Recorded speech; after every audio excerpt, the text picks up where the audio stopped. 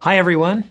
I'm Dr. Craig Hazen, Director of the Master's Degree Program in Christian Apologetics at Biola University in Southern California. Although our campus is thousands of miles away from tonight's debate on the campus of Purdue, Biola University has become a center point for discussion and engagements on the big ideas that have really challenged humankind for centuries. Like tonight's big question, is faith in God reasonable? I want to thank Biola University's partners for the live streaming of this event. The first partner is Symposia Christi, which is a coalition of campus ministry groups at Purdue, and the second is Reasonable Faith, the organization that supports the scholarship, speaking, and debates of Dr. William Lane Craig. We're joined this evening by 5,000 people on the Purdue campus and tens of thousands from around the world who've signed in to watch this important exchange of ideas. One of our goals in bringing this debate to you live is to help ignite a robust dialogue. And we want you to be part of the conversation, so fire up Twitter and tweet commentary for the world. You can also submit questions to the debaters online to be answered during the live Q&A. Now, once tonight's debate is over, there's a good chance you'll want to see it again or alert others to it so they can watch. If so, just point them to a site called Open Biola. But jot down the address for yourself as well, because there's a treasure trove of quality academic content at that site, and it's all for free. So be sure to check it out. The debaters you will see tonight are both academic philosophers and are at the top of their game.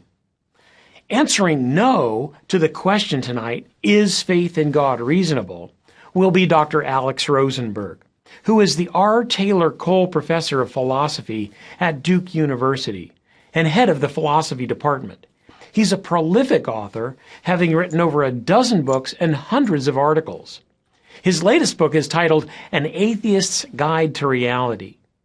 On the other side of the platform tonight, in answering yes to the question, is faith in God reasonable, will be Dr. William Lane Craig, who's a research professor of philosophy at the Talbot School of Theology at Biola University. Dr. Craig is likewise an author of dozens of books and hundreds of articles. And of course, Dr. William Lane Craig teaches courses in my own department, the Master of Arts degree program in Christian Apologetics at Biola, which has been voted the best program of its kind in the world on several occasions. If you've considered doing graduate work in this fascinating field of study, we'd be delighted to send you more information. Just contact us or log on to biola.edu. We've developed one of the finest distance learning programs available anywhere, so you can earn a master's degree in apologetics or in the field of science and religion without uprooting or moving. The degree program is convenient, it's very stimulating, and it's affordable. And you don't need a background in philosophy or theology to start it. We'll give you everything you need to get up to speed. We also have a certificate program in apologetics and educational resources that are available to everyone. Of special interest to viewers of this debate will be boxed sets of Dr. Craig's previous debates with opponents like Christopher Hitchens, Frank Zindler, Bart Ehrman, and more. You might also be interested in the box set of study materials called On Guard, a popular guide to Christian thought and philosophy, authored by Dr. Craig and available through Biola University. One last thing. If you enjoy the ideas and want to introduce them to your church or community, consider hosting an apologetics conference in your area. Our apologetics program at Biola can supply everything you need to put on an amazing event with benefits for everyone who attends. Well, I think you're catching on to the idea that it's easy for the learning to continue after tonight's debate, and I hope you take advantage of all of it. Enjoy the debate, and we'll see you on Twitter.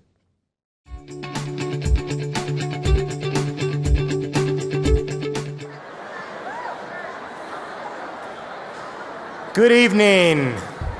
Welcome. Come on in and let's have a seat. Thank you for coming.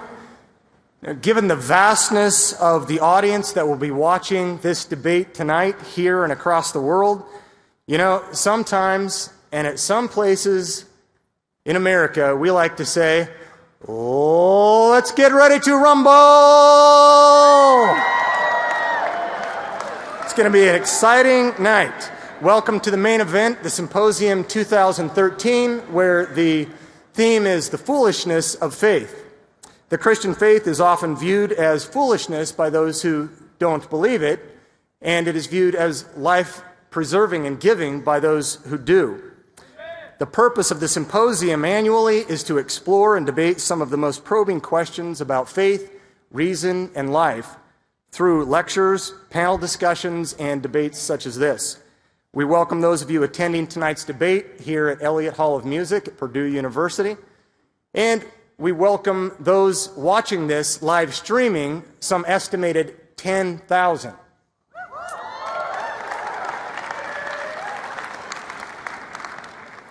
Those 10,000 people represent people from every state in America, and as of 10 a.m. this morning, from over 60 countries across the world.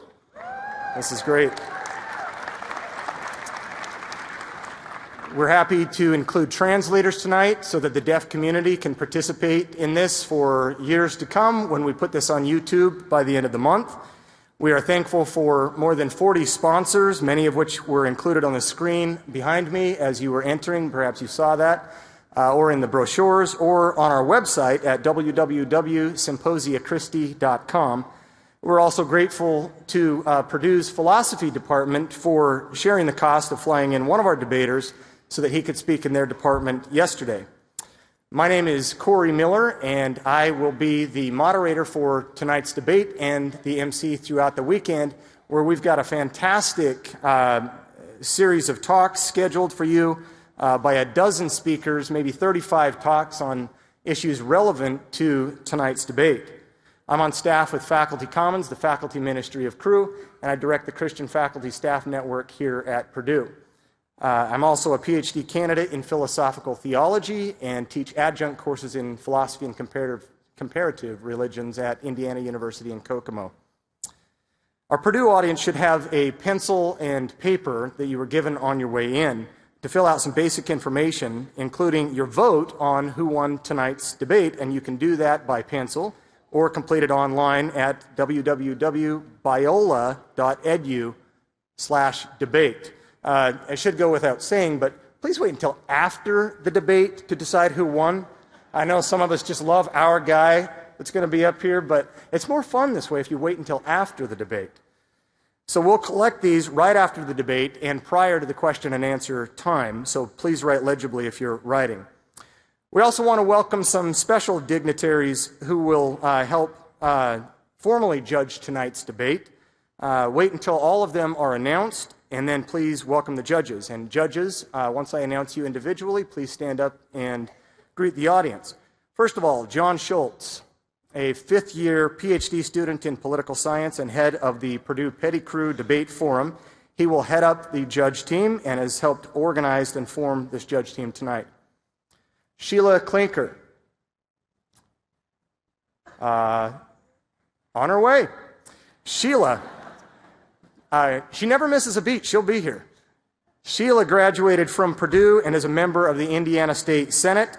House of Representatives, a Democrat, representing that's the enemy, right? Representing the 27th District since 1982.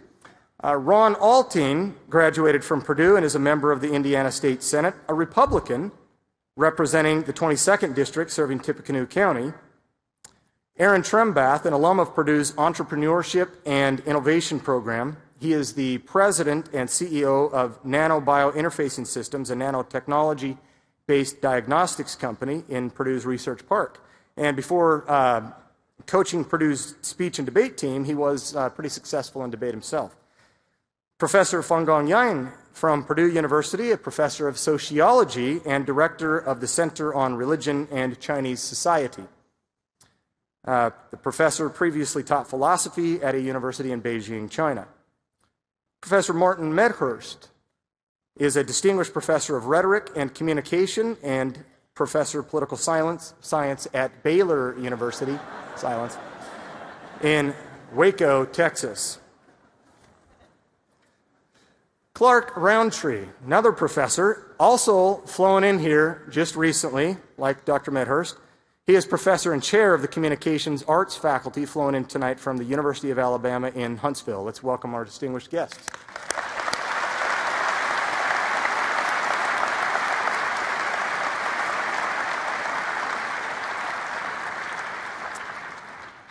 A colleague, Paul Gould, and myself will be editing a book to be published by Routledge based on the proceedings of tonight's debate, which will include the two debaters we'll announce in a moment, the two rhetoric professors we just mentioned, and two other philosophers and two physics professors, with an equal divide of Christians and atheists along the lines. So the debate tonight will continue under the forthcoming title, Is Faith in God Reasonable? Debates in Philosophy, Science, and Rhetoric. We'll let you know when that comes out through your contact information, so make sure you give us the basic information. Turning the corner here, the famous anti-theist Samuel Clemens, otherwise known as Mark Twain, once said, "Faith is believing something you know ain't true." I don't know if that has unanimous consent. The most famous of Jewish and Christian philosophers, perhaps of all time, at least in a particular period, Moses Maimonides and Thomas Aquinas, believed that faith is a virtue. Indeed, Aquinas went so far as to say that without faith, the virtue of faith, none of the other virtues are even virtuous. John Calvin, the Protestant reformer, claimed that it would be the height of absurdity to label ignorance tempered by humility faith, for faith consists in the knowledge of God. For Maimonides, Aquinas, and Calvin, then, faith is part of a knowledge tradition.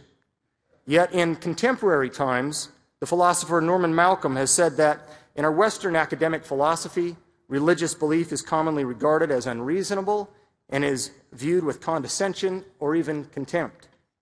It is said that religion is a refuge for those who, because of weakness of intellect or character, they're unable to confront the stern realities of the world. The objective, mature, strong attitude is to hold beliefs solely on the basis of evidence. So to this provocative statement, much can and should and now will be said as we turn toward tonight's debate over the question, is faith in God reasonable? Our first debater will argue the affirmative and consequently will go first, as is the tradition when taking the affirmative position. William Lane Craig is research professor of philosophy at Talbot School of Theology in La Mirada, California. He earned a doctorate in philosophy at the University of Birmingham, England, before taking a doctorate in theology from Ludwig Maximilian's University of Munich in Germany. Prior to his appointment at Talbot, he spent several years at the Higher Institute of Philosophy of the Catholic University Louvain, Belgium. He has authored and edited over 30 books, including the Kalam Cosmological Argument, Assessing the New Testament Evidence for the Historicity of the Resurrection of Jesus, Theism, Atheism, and Big Bang Cosmology, and God, Time, and Eternity, as well as over 100 articles in professional journals of philosophy and theology, such as the Journal of Philosophy, New Testament Studies, Philosophical Studies, Philosophy, the British Journal for Philosophy of Science. He is considered to be one of the foremost defenders of the Christian faith. His book, here, third edition, Reasonable Faith, Christian Truth, and Apologetics, matches his website, which is reasonablefaith.org. Please welcome with me Dr. William Lane Craig.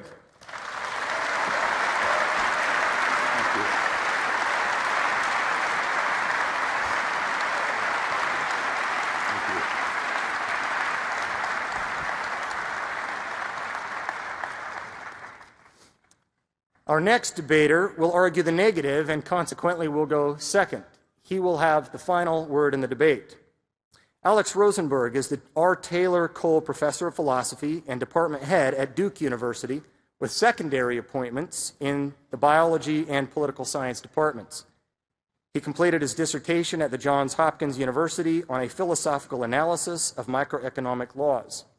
In addition to nearly 40 articles or chapters, he is author of more than a dozen books, some of which have been translated into multiple languages. Dr. Rosenberg has been a visiting professor and fellow of the Center for the Philosophy of Science, University of Minnesota, as well as the University of California, Santa Cruz, and Oxford University, and a visiting fellow of the Philosophy Department at the Research School of Social Science of the Australian National University. That's a long sentence.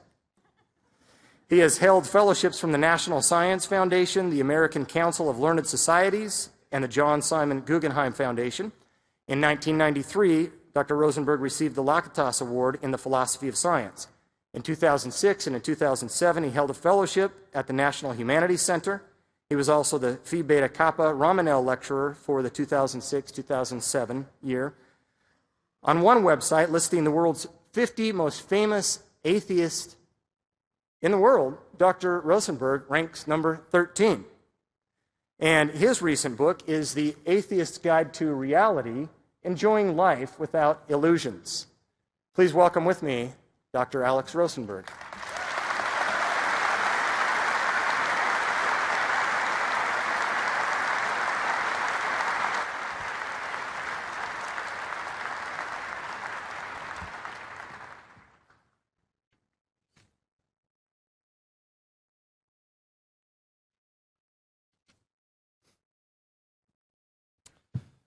The debate rules for tonight. The structure of the debate will be as follows.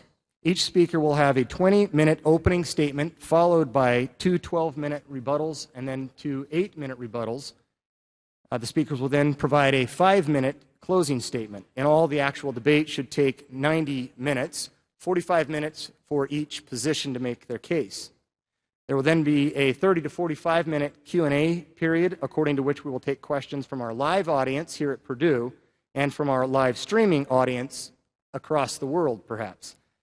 If either of the debaters goes over their allotted time, we will give them a 15-second grace period. We're very gracious. And then promptly ask them to terminate their time. We will have a modest interaction between the professors in order to give a response to maybe answers that they give to you. Professor Craig will approach the lectern first. Dr. Craig?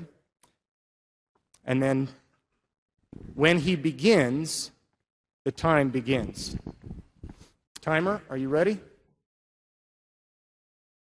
Begin. Well, good evening. I'm delighted to be able to participate in tonight's debate, and I count it a real privilege to be discussing this important issue with Dr. Rosenberg. Tonight, we're interested in discussing some of the arguments that make belief in God reasonable or unreasonable. So, in my opening speech, I'm going to present several arguments which I think make it reasonable to believe that God exists. Then, in my second speech, I'll respond to Dr. Rosenberg's arguments against the reasonableness of belief in God. I believe that God's existence best explains a wide range of the data of human experience. Let me just mention 8. First, God is the best explanation of why anything at all exists. Suppose you were hiking through the forest and came upon a ball lying on the ground.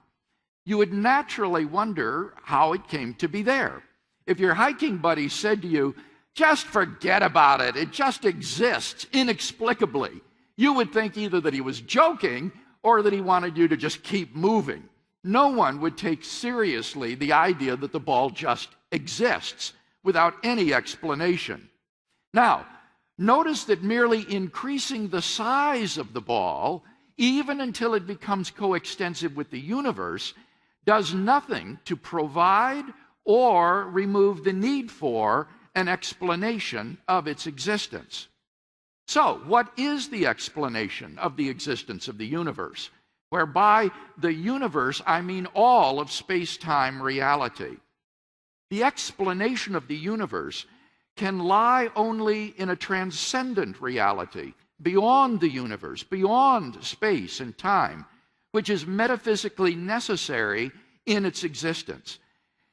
Now, there's only one way I can think of to get a contingent universe from a necessarily existing cause, and that is if the cause is a personal agent who can freely choose to create a contingent reality. It therefore follows that the best explanation of the existence of the contingent universe is a transcendent personal being, which is what everybody means by God.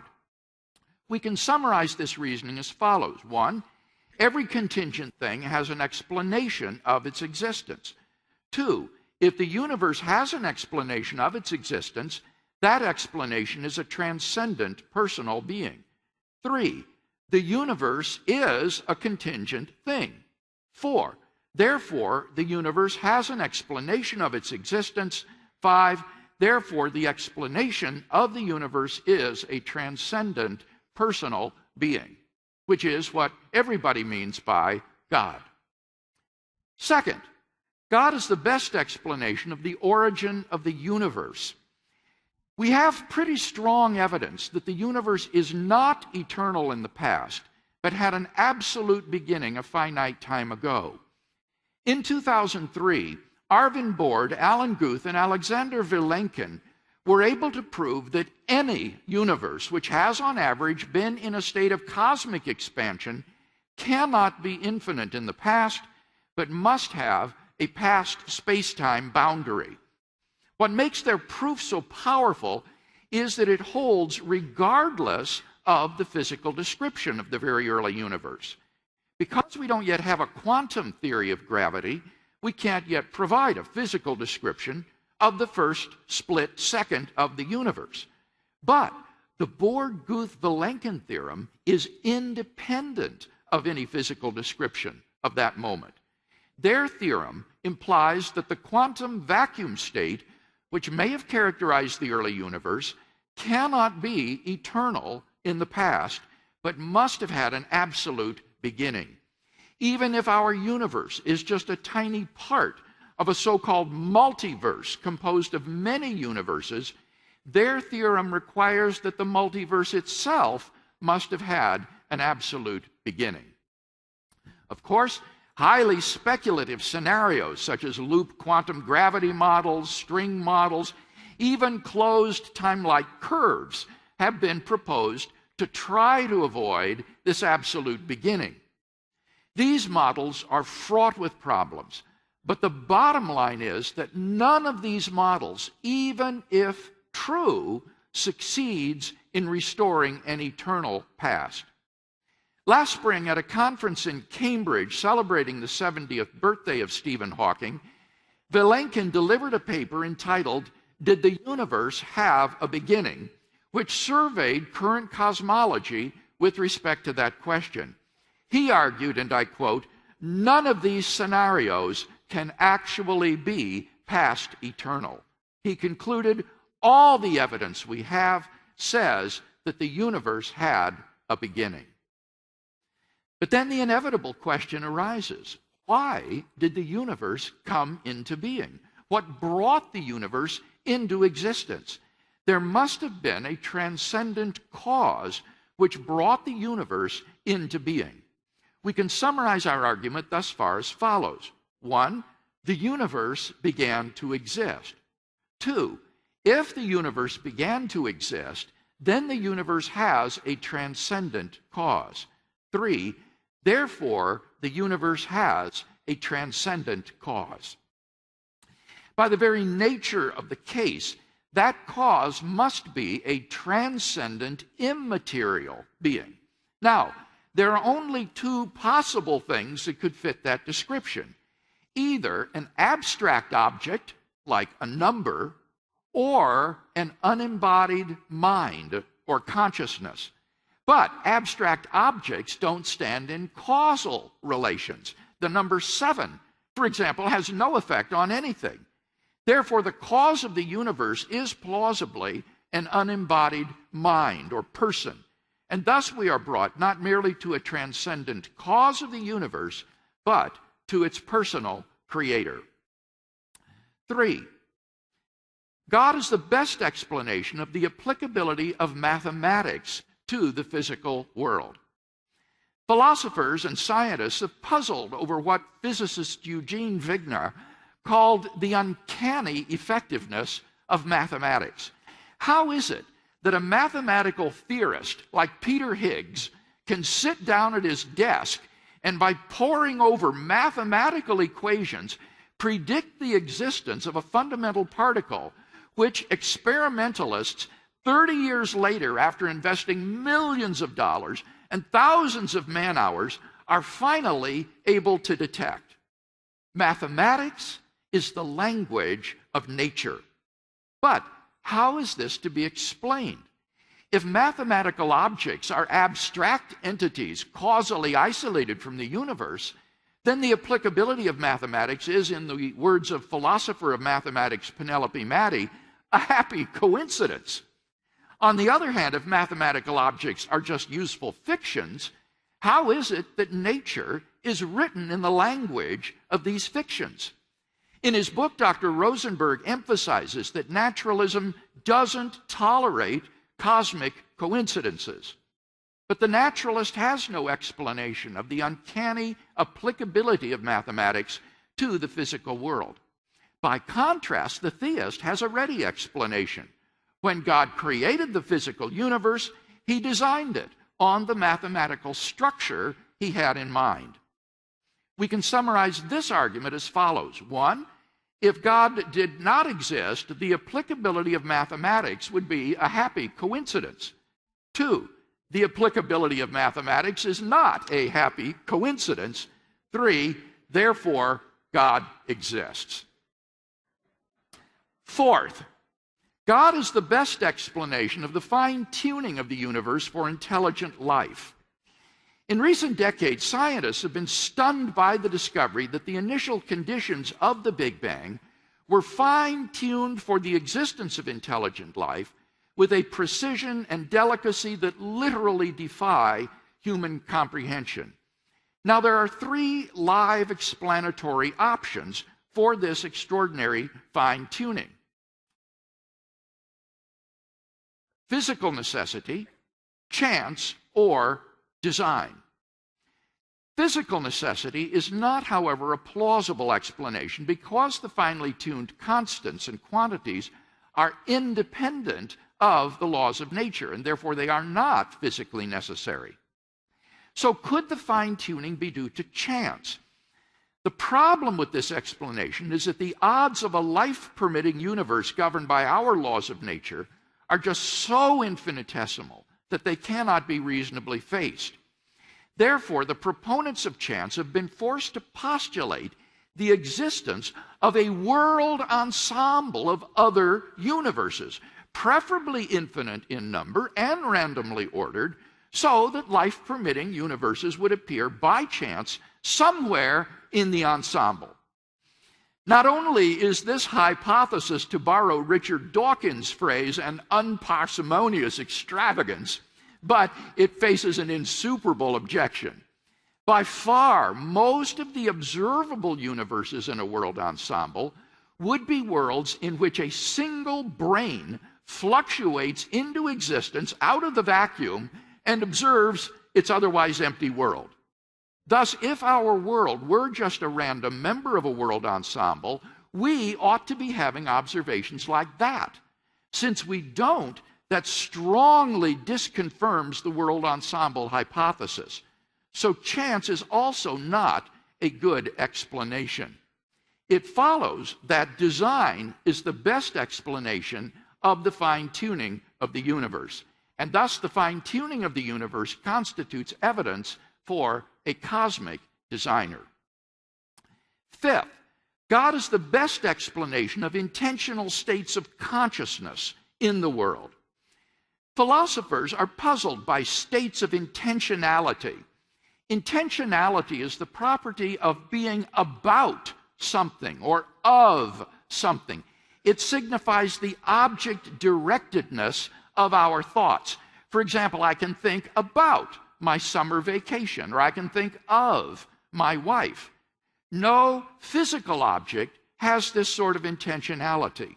A chair, or a stone, or a glob of tissue like the brain is not about or of something else. Only mental states or states of consciousness are about other things.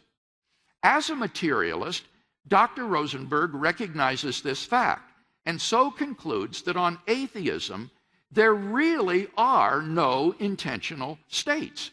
Dr. Rosenberg boldly claims that we never really think about anything. But this seems incredible. Obviously, I am thinking about Dr. Rosenberg's argument. This seems to me to be a reductio ad absurdum of atheism. By contrast, on theism, because God is a mind, it's hardly surprising that there should be finite minds. Thus, intentional states fit comfortably into a theistic worldview. So, we may argue, 1, if God did not exist, intentional states of consciousness would not exist. 2, but intentional states of consciousness do exist. 3, therefore, God exists. Number 6, God is the best explanation of objective moral values and duties in the world. In moral experience, we apprehend moral values and duties which impose themselves as objectively binding and true. For example, we all recognize that it's wrong to walk into an elementary school with an automatic weapon and to shoot little boys and girls and their teachers. On a naturalistic view, however, there's nothing really wrong with this. Moral values are just the subjective byproducts of biological evolution and social conditioning. Dr. Rosenberg is brutally honest about the implications of his atheism. He writes, "There is no such thing as morally right or wrong. Individual human life is meaningless and without ultimate moral value. We need to face the fact that nihilism is true."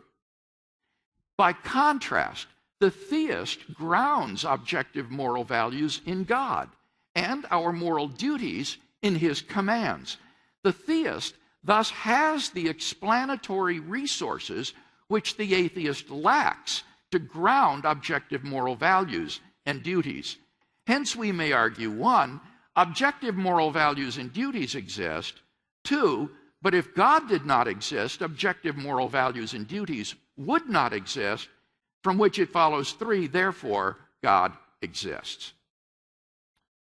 Number 7, God is the best explanation of the historical facts about Jesus of Nazareth.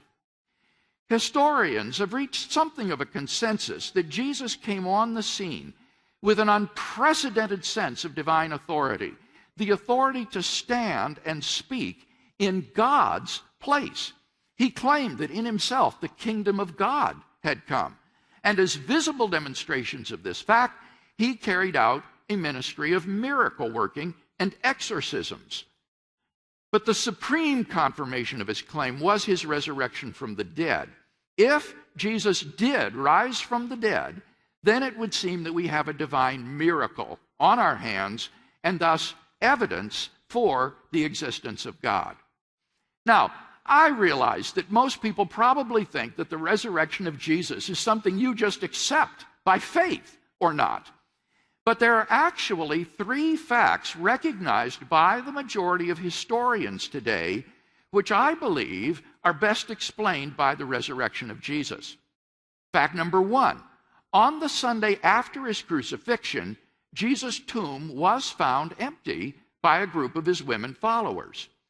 2, on separate occasions, different individuals and groups of people saw appearances of Jesus alive after his death. And 3, the original disciples suddenly came to believe in the resurrection of Jesus, despite having every predisposition to the contrary. The eminent British scholar N.T. Wright, near the end of his 800-page study of the historicity of Jesus' resurrection, concludes that the empty tomb and post-mortem appearances of Jesus have been established to such a high degree of historical probability as to be, and I quote, virtually certain, akin to the death of Caesar Augustus in AD 17 or the fall of Jerusalem in AD 70. Naturalistic attempts to explain away these 3 great facts, like the disciples stole the body or Jesus wasn't really dead, have been universally rejected by contemporary scholarship. The simple fact is that there just is no plausible naturalistic explanation of these facts. And therefore, it seems to me, the Christian is amply justified in believing that Jesus rose from the dead and was who he claimed to be. But that entails that God exists. Thus, we have a good inductive argument to the existence of God based on the facts concerning the resurrection of Jesus. Finally, number 8, God can be personally known and experienced. This isn't really an argument for God's existence. Rather, it's the claim that you can know that God exists wholly apart from arguments, simply by personally experiencing him. Philosophers call beliefs like this properly basic beliefs. They aren't based on some other beliefs. Rather, they're part of the foundations of a person's system of beliefs. Other properly basic beliefs would be belief in the reality of the past or the existence of the external world. In the same way, belief in God is for those who seek him a properly basic belief grounded in our experience of God. Now, if this is so, then there's a danger that arguments for God could actually distract our attention from God himself. The Bible promises, draw near to God, and he will draw near to you. We mustn't so concentrate on the external proofs that we fail to hear the inner voice of God speaking to our own hearts. For those who listen, God becomes a personal reality in their lives. In summary, then, we've seen 8 respects in which God provides a better explanation of the world than naturalism. God is the best explanation of why anything at all exists. God is the best explanation of the origin of the universe. God is the best explanation of the applicability of mathematics to the physical world. God is the best explanation of the fine-tuning of the universe for intelligent life. God is the best explanation of intentional states of consciousness in the world. God is the best explanation of objective moral values and duties in the world. God is the best explanation of the historical facts concerning Jesus' resurrection. And finally, God can be personally known and experienced. For all of these reasons, I think that belief in God is eminently reasonable. If Dr. Rosenberg is to persuade us otherwise, he must first tear down all 8 of the reasons that I've presented, and then in their place erect a case of his own to show why belief in God is unreasonable. Unless and until he does that, I think we should agree that it is reasonable to believe in God.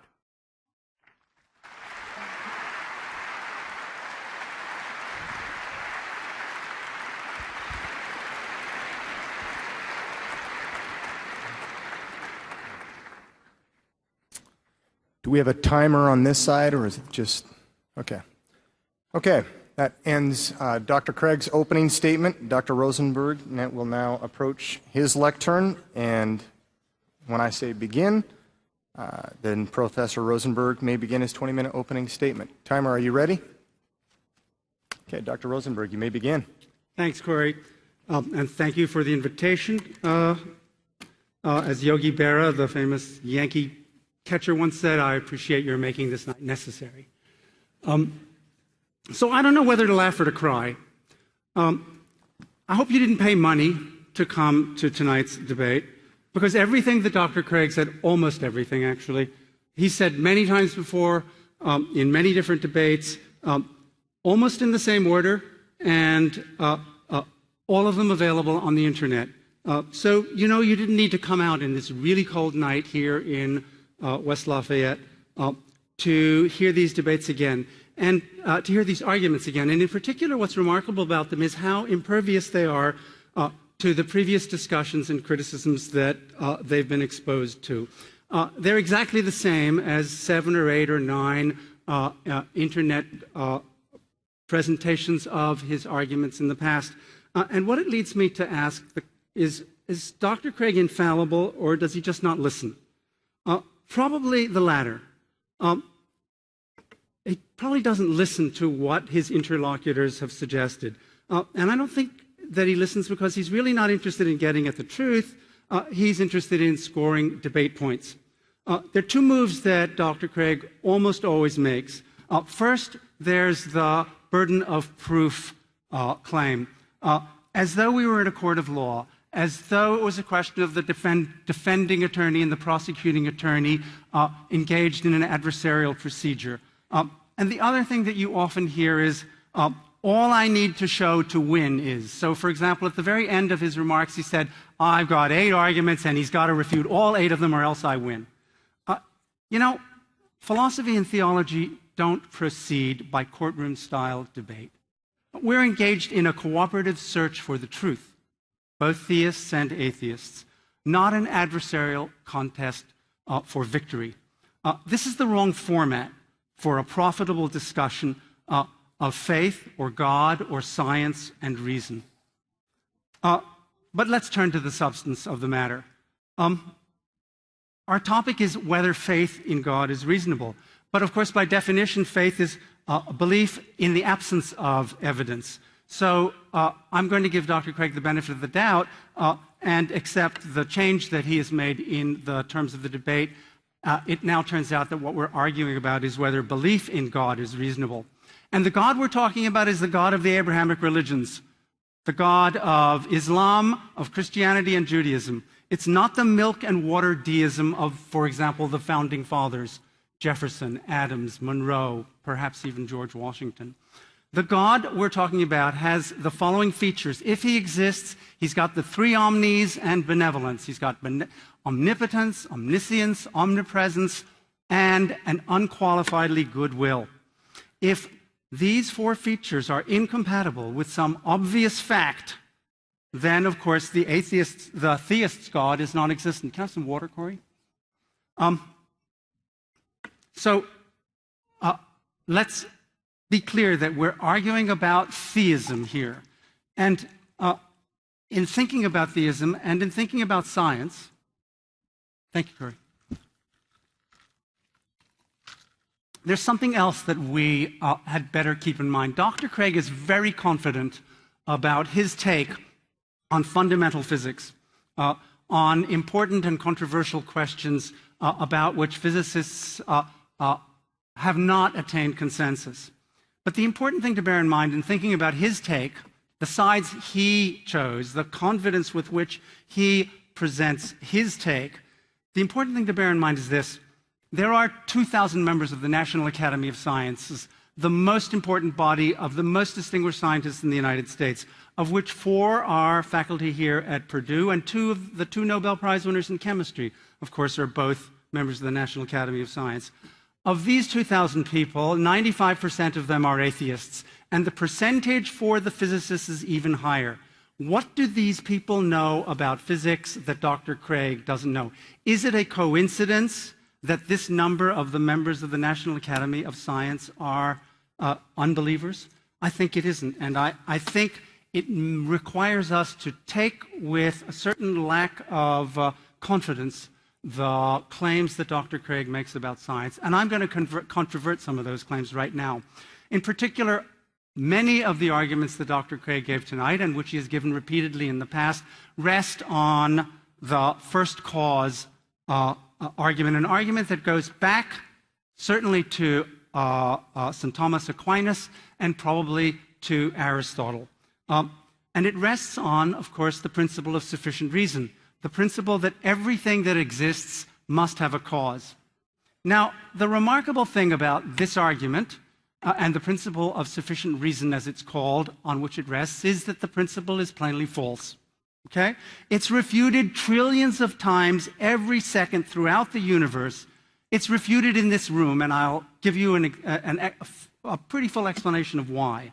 Take 2 uranium-238 atoms, okay, that are absolutely indistinguishable. In a given moment, these 2 indistinguishable atoms of exactly the same mass and energy state, have the following difference. One produces an alpha particle spontaneously and the other doesn't. And there is no cause whatsoever for that difference. That's what quantum mechanics tells us. Suddenly one emits an alpha particle and the other doesn't. And there's no cause whatever for that difference between them. Now, you might think that that's not a very important fact of nature, but 1 mole, 1 Avogadro's number of uranium-238 molecules emits 3 million alpha particles a second. And every helium atom on this planet is one of those alpha particles. And the smoke detectors that operate all through this auditorium to protect us from fires, those operate because of the indeterminate, unexplained, completely spontaneous appearance of an alpha particle out of a uranium atom in these systems. For Dr. Craig to insist on the arguments that rest on the claim that every event had a cause that had to have brought it into being is just bluff, right? It's not a principle accepted in physics. And you can't argue from its intuitive attractiveness. Let's consider the fine-tuning argument, another of the claims about science that Dr. Craig makes. This is the argument that the charge on the electron, the gravitational constant, the mass of the electron, Planck's constant, the Hubble constant, the cosmic density parameter, that they're all so beautifully arranged to make human life actual that there must have been some purpose or design that brought them into being in order to do that. That's the best explanation. Well, to begin with, this is terrible carbon chauvinism. If these constants had been slightly different, maybe there would be intelligent life in the universe that's germanium-based or silicon-based. Look at the periodic table of the elements. Look at the atoms around carbon in the periodic table and ask yourself whether, if some of these constants have been slightly different, whether there might not be intelligent creatures in the universe that are differently composed from us. More important, physics ruled out the kind of teleology, the kind of purpose of thinking that Dr. Craig invokes here 400 years ago. And if it's one thing that physics is not going to go back to and turn around and accept in its search for the fundamental nature of reality, it's the invocation of purposes. There are, of course, in physical theory at least two different ways in which the particular way in which the constants of our part of the universe could have come into existence, while there being an indefinitely large number of other combinations of constants making up other inaccessible regions either of this universe or of other universes. So the inflationary period soon after the Big Bang produced regions of space by completely quantum mechanical indeterministic symmetry breaking, right, which are inaccessible to us, which are beyond our horizon, our event horizon. And there are possibly indefinitely many of these, okay? And for all we know, there may be life or there may not be life in them. And then, of course, string theory and M theory tell us that there are minimally 10 to the 500th different kinds of possible universes or actual universes bubbling up out of the quantum foam of the eternally existing multi-universe. I'm not going to take sides on these varying theories, but I defy Professor Craig to argue from authority that it is impossible for something to have been created from nothing. The symmetry breaking, which is characteristic of the cascade of events that occurred in our universe and which produces our universe in addition to the indefinitely many other universes bubbling up out of the quantum foam of the multiverse. That symmetry breaking is another example of the violation of the principle of sufficient reason on which Dr. Craig stakes so many of his arguments. Let's turn to something much more accessible, objective values. Now, Dr. Craig's argument that only God can underwrite objective values was refuted by Plato in 390 BC in an argument that he gives in the first and the simplest of his dialogues, the Euthyphro. I'm very tempted to say to Dr. Craig, what part of no Euthyphro don't you understand? The question that Plato raises in the Euthyphro goes like this. Take your favorite moral norm. Gay marriage is forbidden, or FGM is required, or thou shalt not kill. Take your favorite moral norm. Ask yourself this question. Is it morally right because God chose it? Or did God choose it because it's morally right? We all know the answer to this question. The answer to this question is God chose it because it's morally right. And what that means, of course, is that the moral rightness of thou shalt not kill is entirely independent fact from God's choosing it. It's because he recognized the moral rightness of thou shalt not kill that he imposed it on us. And that means that the mere fact that it's God who imposed it on us doesn't explain the nature of objective value. It's that further fact that he was wise enough and smart enough to detect about thou shalt not kill that made it the morally right value for us. Okay? And this is a point that Socrates makes to Euthyphro in the first and simplest of the dialogues. And it is a problem that theological ethics has wrestled with ever since. The only option in responding to this argument is the divine command theory, a theory that has had its exponents all the way back to William of Ockham. And the trouble with divine command theory is that in order to articulate that theory, in order to defend it, in order to make it sound plausible, you have to already commit yourself to there being some normative fact, some moral fact about the moral rules that make them right, independent of God saying, you do it or you go to hell. Okay? There's a rightness about moral norms that cannot be exhausted by the mere fact that it was handed down on the mountain by Moses from God. Now, natural selection is a theory, of course, about how we came to be moral, why we're moral, about what the ecological conditions are that made us moral. It explains our morality, but it doesn't necessarily explain away our morality. That requires something else, okay? And the suggestion that without God, the naturalist, the Darwinian, has no basis on which to underwrite his normative commitment, that again is bluff, and in fact, it's the person who claims that it's God that gave normative morality to us, that explains its normative rightness, is the person who has, regrettably to use the expression that Dr. Craig so invokes, the burden of proof of explaining what is it about God that makes for the moral rightness of the ethical norms that he imposes on us. And there are, of course, any number of alternative ethical theories that underwrite the objectivity of ethics, among them utilitarianism and social contract theory and ideal observer theory and Hume's theory of the sympathies and the Kantian theory of the categorical imperative. And the real problem for Dr. Craig is he needs to refute each of these normative theories in order to show that there's no other basis for ethics than God, and the resources that he would use to cast doubt on these theories also cast doubt on the divine command theory. So let's turn to the argument from the New Testament. I am sort of gobsmacked as a philosopher that he should persist in propounding this preposterous argument. Ask yourself the following question.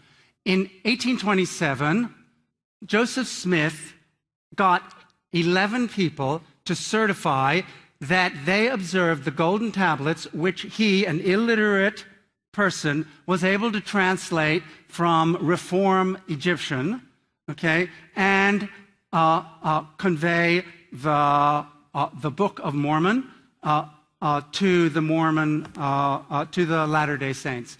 Do we believe, on the basis of those 11 certificates that are only about 160 years old, that the Book of Mormon is the revealed Word of God? The Quran tells us that Muhammad ascended to heaven from the Al-Aqsa Mosque, the Dome of the Rock in Jerusalem, on the 26th of February, 621. And there are millions and millions of Muslims all over the world who are committed to that great truth. Do you think we in this room should believe it? Right?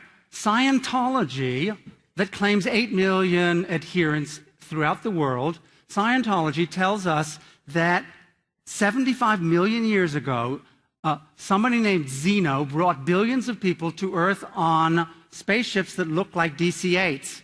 And who are we to believe that there are 55,000 people in the United States or 8 million people around the world who really believe this too? Is there any reason why we should accept the certification of L. Ron Hubbard and the Church of Scientology that this actually happened? No, of course not. How many of you are familiar with the statues of Madonna taken out from their churches once a year which shed tears? Of course, as scientists, we know exactly what the physical properties are of these statues and how the rapid and sudden change of temperature between the inside and the outside of the cathedral produces condensation, which the devout believe to be tears. But that's no reason for us to believe it. Think about this. 53 of the first 62 DNA exonerations of people who turned out to be innocent of charges of capital crimes in the United States, 53 of these people were convicted on eyewitness testimony. We know from cognitive social science how unreliable eyewitness testimony is today. Why should we suppose that eyewitness testimony from 33 AD is any more reliable? This, as an argument for God's existence, seems to me to be bizarre. Of course, the killer argument for against God's existence is the argument from evil. It's enough to show that theism is unreasonable, and it, of course, is the principal reason for apostasy from the Christian faith and the Jewish faith and Islam all through the centuries. And the argument is simple and terrible. Okay, and it goes like this. 1, if the theist God exists, he's omnipotent and benevolent. A benevolent creature eliminates suffering to the extent that the benevolent creature can. Therefore, if there's a God and he's omnipotent and benevolent, he eliminates all suffering. But as we know, it's obvious that there's plenty of suffering in the world, both man-made and natural suffering. So if there's a God, then he is either not omnipotent or not benevolent or not either omnipotent or benevolent, and theism is false. The problem of evil is theism's problem from hell.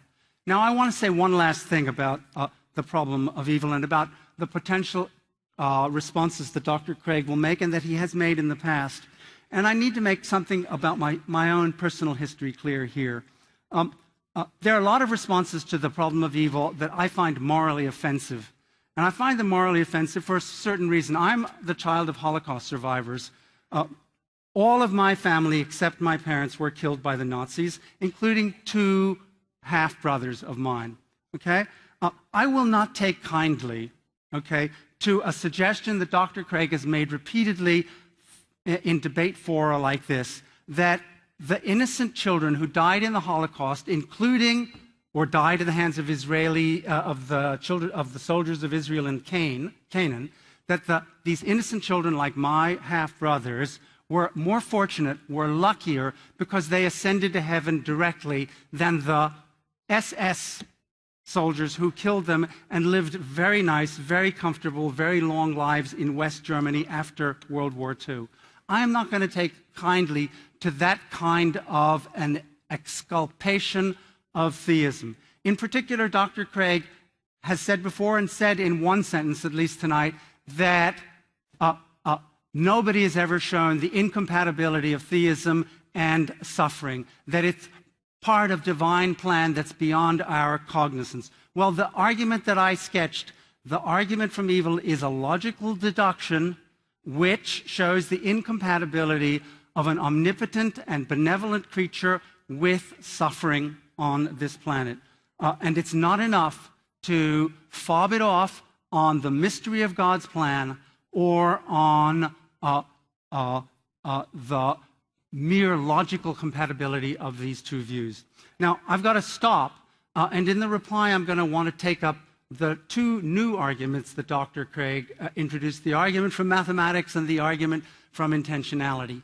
But I think I've put enough on the table for him to rejoin. Thank you.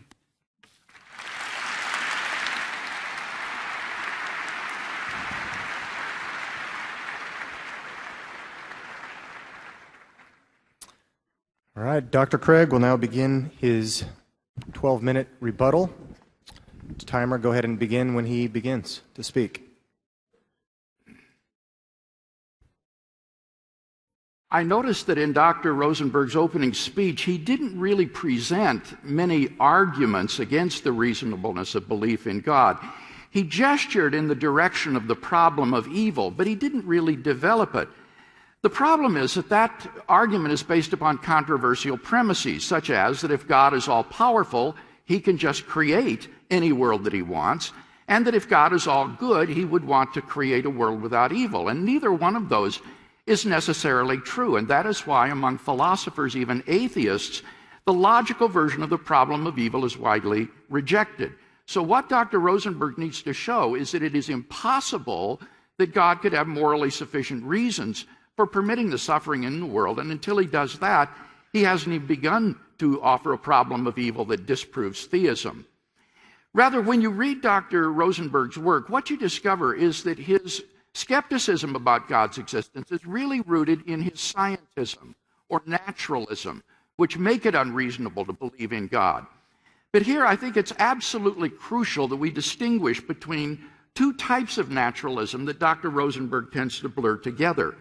Epistemological naturalism, which says that science is the only source of knowledge, and metaphysical naturalism, which says that only physical things exist. Let me say a word about each one of these. First, with respect to epistemological naturalism, I want to make 2 points. First, it's a false theory of knowledge for 2 reasons. First, it's overly restrictive. There are truths that cannot be proven by natural science, and the success of natural science in discovering truths about the physical world does nothing to show that it's the only source of knowledge and truth. Secondly, it's self-refuting. The statement, natural science is the only source of knowledge, is not itself a scientific statement, and therefore it cannot be true. For these 2 reasons, epistemological naturalism is a false theory of knowledge that is widely rejected by philosophers. But leave that point aside. The really important point for tonight's debate is the second, that epistemological naturalism does not imply metaphysical naturalism. A case in point would be Willard Quine, the most famous epistemological naturalist of the 20th century. Quine showed himself to be commendably open to the reality of non-physical entities. He wrote, "If I saw indirect explanatory benefit in positing possibilia, spirits, a creator, I would joyfully accord them scientific status too, on a par with such avowedly scientific posits as quarks and black holes." And in fact, Quine was as good as his word, for he did posit the existence of immaterial, non-physical objects, namely mathematical objects like sets. Quine's case shows that the epistemological naturalist need not be a metaphysical naturalist. But secondly, my arguments for the existence of God. Many of my arguments do just what Quine said. They show, on the basis of scientific evidence, the explanatory benefit of positing God. And so they are acceptable to the epistemological naturalist. The epistemological naturalist can, and I think should be, a theist. So the real issue in the debate tonight is not epistemological, but metaphysical naturalism. And Dr. Rosenberg hasn't given us any reason to think that metaphysical naturalism is true. So what can we say about metaphysical naturalism? Well, again, I want to make 2 points. First, my arguments for the existence of God show that metaphysical naturalism is not true. There is a personal, transcendent reality beyond the physical universe. But secondly, I think that metaphysical naturalism is so contrary to reason and experience as to be absurd. And in the following arguments, the first premise in every case is taken from Dr. Rosenberg's own book. So, first, the argument from intentionality. According to Dr. Rosenberg, if naturalism is true, I cannot think about anything That's because there are no intentional states. But 2, I am thinking about naturalism, from which it follows 3, therefore, naturalism is not true. So if you think that you ever think about anything, you should conclude that naturalism is false. Second, the argument from meaning. According to Dr. Rosenberg, if naturalism is true, no sentence has any meaning.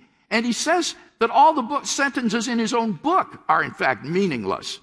But premise 2, premise 1 has meaning. We all understood it. And therefore it follows that 3, naturalism is not true. Third, argument from truth. According to Dr. Rosenberg, if naturalism is true, there are no true sentences. And that's because they're all meaningless. But 2, premise 1 is true. That's what the naturalist believes and asserts, from which it follows 3, therefore naturalism is not true. Fourth, the argument from moral praise and blame. According to Dr. Rosenberg, if naturalism is true, then I am not morally praiseworthy or blameworthy for any of my actions, because, as I said, on his view, objective moral values and duties do not exist. But 2, I am morally praiseworthy and blameworthy for at least some of my actions. If you think that you've ever done something truly wrong or truly good, then you should conclude that 3, therefore, naturalism is not true. Fifth, the argument from freedom. According to Dr. Rosenberg, if naturalism is true, I do not do anything freely. Everything is determined. But 2, I can freely agree or disagree with premise 1, from which it follows 3, therefore, naturalism is not true. Sixth, the argument from purpose. According to Dr. Rosenberg, if naturalism is true, I do not plan to do anything. But 2, I planned to come to tonight's debate. That's why I'm here. From which it follows 3, therefore naturalism is not true. Seventh, the argument from enduring. According to Dr. Rosenberg, if naturalism is true, I do not endure for 2 moments of time. But 2, I have been sitting here for more than a minute. If you think that you're the same person who walked into the room tonight, then you should agree that 3, therefore naturalism is not true. And finally, the argument from personal existence. This is perhaps the coup de grace against naturalism. According to Dr. Rosenberg, if naturalism is true, I do not exist. He says there are no selves, there are no persons, no first-person perspectives. But 2, I do exist. I know this as certainly as I know anything, from which it follows, therefore, naturalism is not true. In a word, metaphysical naturalism is absurd. And notice that my argument is not that it is unappealing. Rather, it is that metaphysical naturalism flies in the face of reason and experience and is therefore untenable. So, in sum, epistemological naturalism is consistent with theism, and metaphysical naturalism is absurd. So let's now return to those arguments that I offered for God's existence and see how Dr. Rosenberg responded to some of them. He didn't respond to the first argument, why anything exists rather than nothing. As for the origin of the universe, he says, but not everything has a cause. In quantum mechanics, virtual particles come to be without a cause. Notice that he misstates the first premise, which is that the universe began to exist, and then the second, if the universe began to exist, the universe has a transcendent cause. That's because the universe can't come into being out of nothing. And virtual particles don't come out of nothing. They come out of the quantum vacuum, which is a sea of roiling energy. Moreover, in quantum mechanics, it's not clear that these entities are in fact uncaused. There are deterministic interpretations of quantum mechanics, according to which the behavior of these particles is fully determined. And finally, number 3, I would say in response to this, that on the origin of the universe, you have to believe the entire universe could come into being from non-being in order for it to come to exist without a cause. And I think that takes more faith than belief in the existence of God. He didn't reply to the argument about the applicability of mathematics in the world. As for the fine-tuning argument, he simply appealed here once again to the multiverse hypothesis. But I refuted that in my opening speech. If we were just a random member of a multiverse or world ensemble, then we ought to be having totally different observations than the ones that we in fact have. And therefore, that's why physicists like Roger Penrose have concluded that multiverse hypotheses are impotent to explain the fine-tuning of the universe. He says perhaps you could have another basis for life, like silicon. What he doesn't appreciate is that in the absence of fine-tuning, there wouldn't even be matter. There wouldn't even be chemistry, much less stars and planets where life might evolve. So I don't think he really understands the extent of the fine-tuning of the universe and the catastrophic consequences that would ensue if it were not finely tuned. Intentional states of consciousness he didn't respond to. As for objective moral values, in his book, he admits that naturalism faces an even worse problem than the Euthyphro dilemma. For the theist, the Euthyphro dilemma is easy to solve. Namely, you craft a third alternative, that God himself is the good, and that his commands are necessary expressions of his moral nature. So they are neither arbitrary, nor is the good something external to God. But on Dr. Rosenberg's view, there is no basis for moral value or moral objectivity, and that's why he is a moral nihilist who doesn't think that anything is truly right or wrong. As for the resurrection of Jesus, he just doesn't understand, I think, the credibility of the New Testament documents in this regard. You can't compare them to Joseph Smith, which were probably lies, or to Muhammad's ascension, which is probably a legend, because in this case we are dealing with early eyewitness testimony that is not the result of conspiracy or lie. These people sincerely believed what they said, and that's why most historians accept those three facts. And therefore, the naturalist has got to come up with some alternative explanation. You can't indict eyewitness testimony in general and then use that against a specific case. You'd have to show in the specific case of the Gospels that this testimony is unreliable. And that is not the opinion of the majority of historians who have investigated these documents.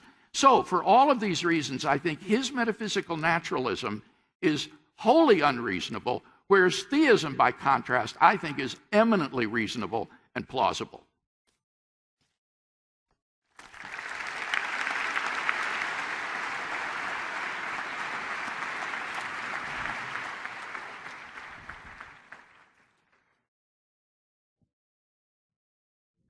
All right, as soon as Dr. Rosenberg begins, he has his 12-minute rebuttal. Timer begin when he begins. Gee, what a lot to cover. So I guess the way to begin is to say I wrote this book, The Atheist's Guide to Reality.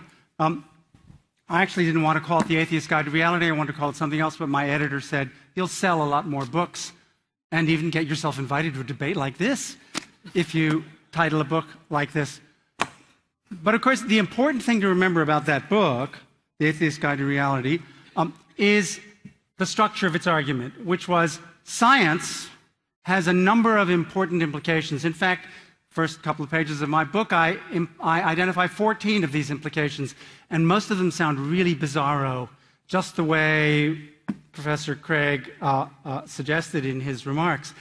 But the real issue is that among these 14 implications of science that I argued follow in my book, one of them is atheism, and the others are that set of doctrines that Dr. Craig described as absurd.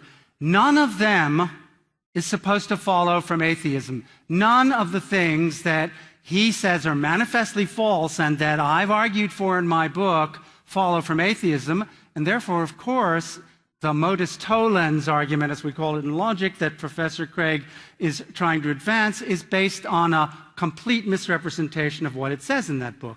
What it says in that book is that all these alleged absurdities, along with atheism, follow from the truth of science.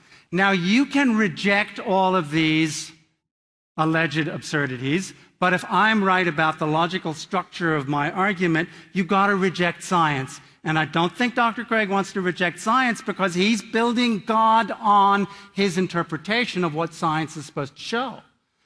The other thing you can do, of course, is, as many of my philosophical colleagues are wont to do, is reject the argument that I mount about what science shows regarding these issues like free will and the nature of the self and the grounds of morality and the purposelessness of the universe.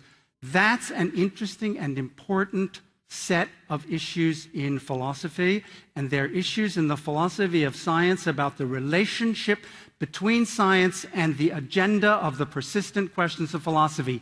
They are not questions about the relationship between atheism and these persistent questions, and it's simply a callow mistake to suppose that you could refute atheism by controverting these controversial doctrines that I argue for in philosophy. We didn't come here tonight to debate metaphysical naturalism or epistemological naturalism. We came here to debate whether the belief in God, faith in God, or as I've insisted, we ought to substitute belief in God, is reasonable or not. And that question has practically nothing to do with whether the strange theses that I argue for in this book are right or not. I would cherish the opportunity to discuss the details of these arguments with Professor Craig.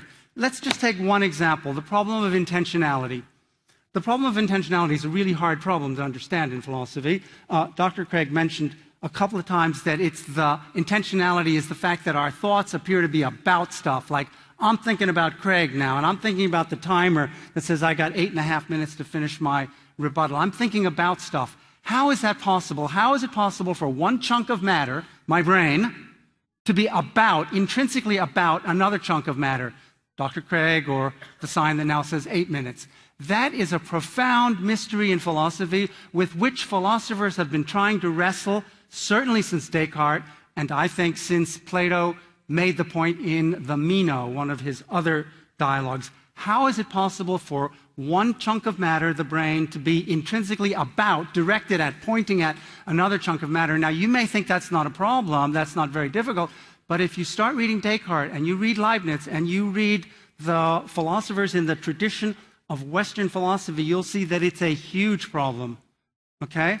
And it's a problem for science, for neuroscience, okay? How is it that the wet stuff in the brain can do this, okay? There are two answers to this question. One is Descartes' answer of dualism. There is a mind and it's independent of the brain. It's a totally different spiritual substance. Theists love this argument for obvious reasons. If there's a spiritual substance in us, a soul, a person, a self, independent of our brain, well, then, of course, if it's not physical, it's indestructible and it's well on its way to immortality, which is just what the Christian religion wants us to believe, okay?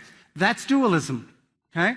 Most scientists aren't dualists. There's the odd exception, Eccles and even some philosophers like Descartes or Popper, but most scientists, most neuroscientists think that cognition is a brain process, okay? And the problem is to explain how the brain process, one chunk of matter, can have this property of aboutness. And that question has nothing interesting to do with atheism or theism. Let's take the matter of numbers, okay? Dr. Craig says it's a miracle, it's a wild coincidence that mathematics is applicable to science, on my view. Well, he hasn't reckoned with the remarkable number of alternative mathematical objects that mathematics have conjured up, have thought about, have theorized about, or about the remarkable range of possible mathematical functions relating these objects. Okay? The fact is that we know that there are indefinitely many mathematical objects and indefinitely many functions relating these mathematical objects, and it's a sheer argument from ignorance to suggest that the number is so small, the number that apply to the world of this vast range is so small that it demands divine authority to make it come out that way. Just the geometries alone, the non-Euclidean geometries alone, there are indefinitely many of them.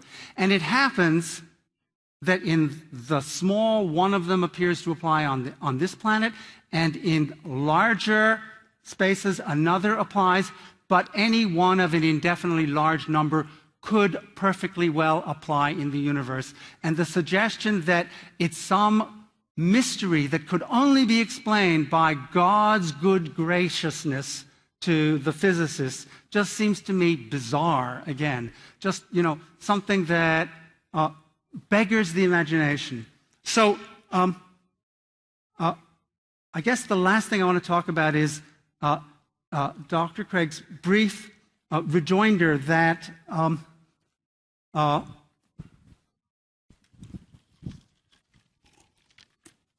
that I somehow need, or that he can get away with showing or with asserting that there's no logical incompatibility between God's being omnipotent and benevolent and the existence of suffering. Now, Christian philosophers have been worried about this problem from hell at least since the greatest of them, Leibniz. Okay? And they have done handsprings and twisted themselves up in knots to try to find some explanation, because logically speaking, if God is omniscient and God is omnipotent and God is truly benevolent, has a totally good will and would never will anything but for the best, then the existence of suffering on our planet, human suffering and natural suffering of other animals, for example, okay, is something that needs desperately to be explained. And we've had, over the course of 400 or 500 years of wrestling with this problem, the free will defense and the mystery mongering, it's, God's will defense.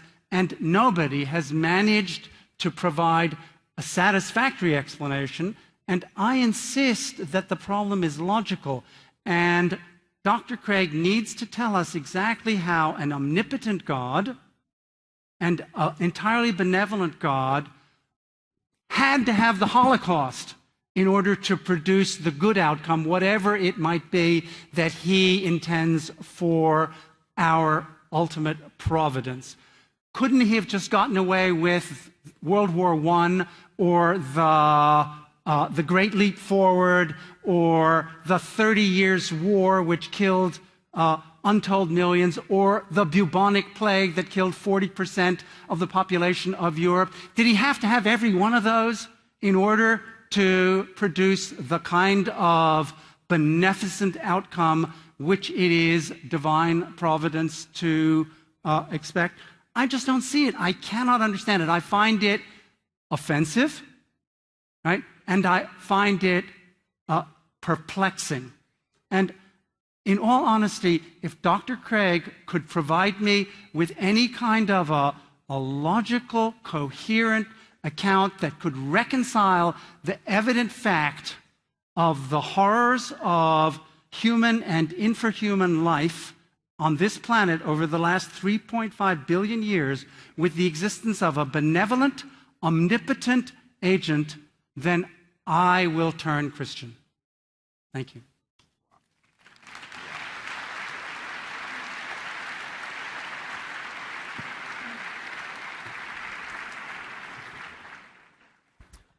Okay, we now begin our 8-minute rebuttals. Dr. Craig, anytime you're ready.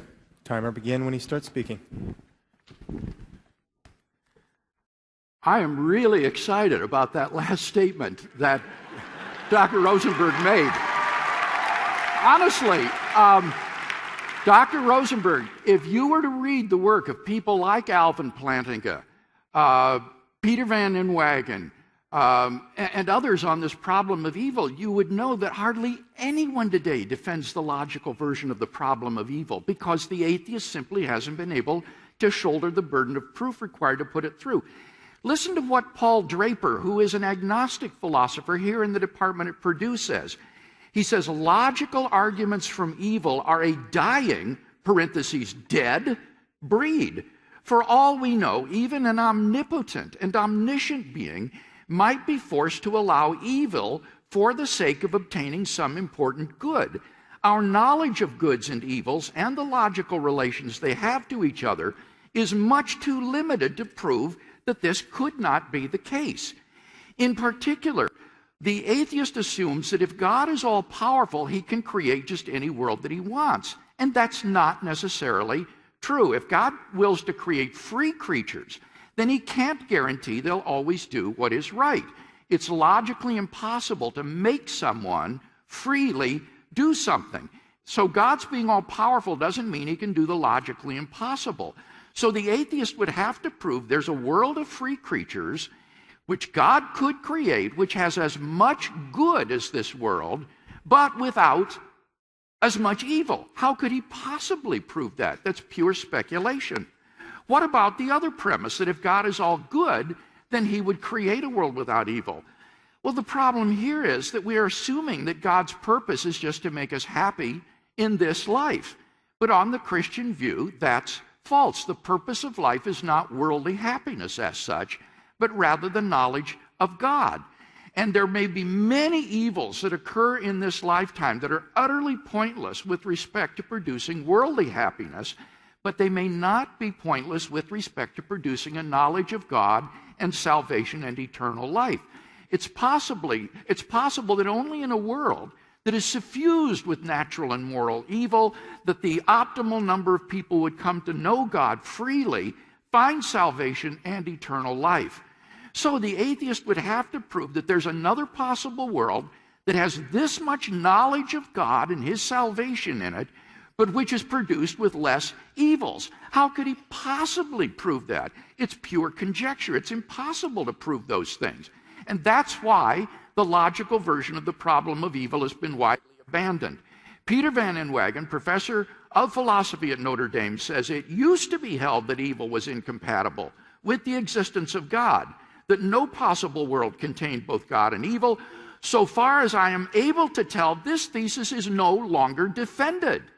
So Dr. Rosenberg, I want to invite you to think about becoming a theist tonight, because the main obstacle that you've presented need not be an obstacle for you anymore. Now, what about the positive arguments that I offered for God's existence? The first one was why anything at all exists. And there's been no response in tonight's debate to this first argument. You can't just say the universe exists without an explanation if it's contingent. If it's contingent, as Dr. Rosenberg says in his book, there could have been nothing. So why is there something rather than nothing? The theist has an explanation, but the atheist, by his own admission, has no explanation. What about the problem of the origin of the universe? I showed that it's no avail to appeal to quantum mechanics, because in quantum mechanics, things don't come into being from non-being, from nothing. They come out of the energy in the vacuum. But for the universe to come into being, it would have to come from literally nothing, because the beginning of the universe is the beginning of all matter and energy and space and time. Again, theism has an explanation for how the universe came into being, but atheism is impotent in this regard. The applicability of mathematics. All Dr. Rosenberg could say is there are various alternative mathematics like non-Euclidean geometries. That doesn't go 1 inch toward explaining why our physical universe is structured on this incredibly complex mathematical structure and foundation. Again, the theist has an easy explanation. God constructed the universe on this mathematical structure. The naturalist is at a loss to explain it. What about the fine-tuning of the universe?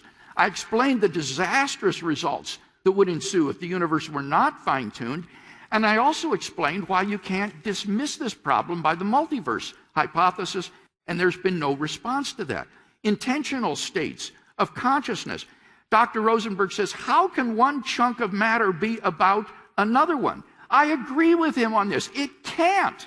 That leads him to deny that we ever think about anything. It leads me rather to say, but I do think about things. Therefore, there must be minds. And minds fit nicely into a theistic worldview because God is the ultimate mind. And so the presence of finite minds in this world is nothing mysterious. It fits into a theistic world in a way that it doesn't fit into an atheistic world. As for objective moral values, It's the same situation. Dr. Rosenberg rightly understands that if atheism is true, if metaphysical naturalism is true, there are no objective moral values and duties. He and I actually agree on a great deal. But what I would say is obviously it is wrong to do certain things, and therefore it follows that there must be a foundation for moral values beyond the physical world in God, a transcendent personal being. The resurrection of Jesus, again, you can't discuss this responsibly without getting your fingers dirty and looking at those documents. You can't attack other documents like Joseph Smith or Muhammad and use those to impugn the credibility of the gospel sources. The fact is that the majority of New Testament historians who have investigated these documents have concluded to those three facts that I mentioned. Remember, N.T. Wright says they're as firmly established as the fall of Jerusalem in AD 70, but the naturalist has no explanation. Finally, God can be personally known and experienced. Why can't God be a properly basic belief for me, grounded in my experience of God? I don't see why not. Finally, what about metaphysical naturalism? How is this relevant in tonight's debate? He says these bizarre consequences that he affirms don't follow from atheism, they follow from scientism. But my argument was that scientism or epistemological naturalism doesn't imply metaphysical naturalism. Remember the case of W.V.O. Quine.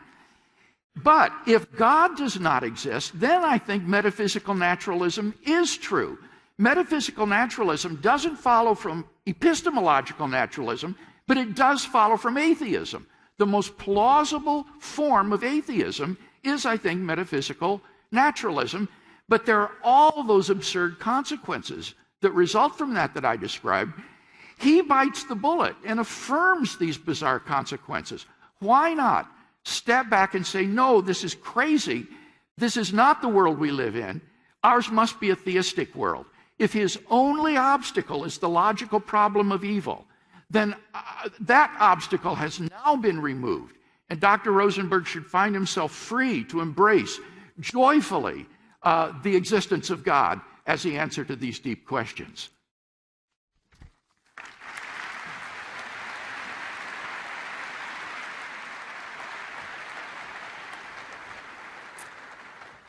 Professor Rosenberg may now begin his 8-minute rebuttal. Timer. So,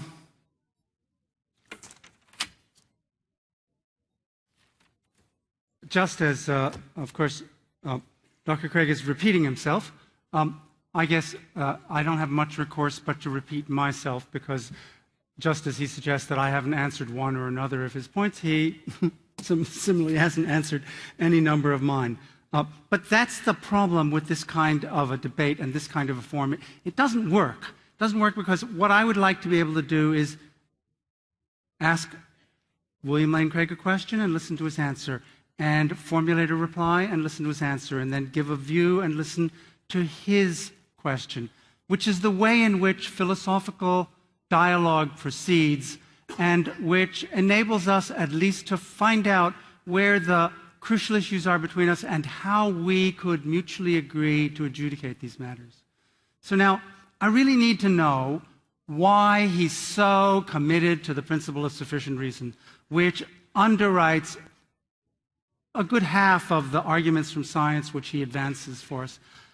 I made the point that the principle of sufficient reason is false. It's not just that it's not known to be true, it's that it's just plain out flat false and disconfirmed all over the galaxy, all over the universe, all over the multiverse, indefinitely many times in infinitesimally small units of time. And I don't understand why he insists that it's just intuitively obvious. It's just, what could be more obvious that from nothing, nothing can come, that if something exists, there had to be a prior entity of some sort which brought it about. We know that alpha particles come into existence for no reason at all every moment in this room. Why should we assume that the universe is any different?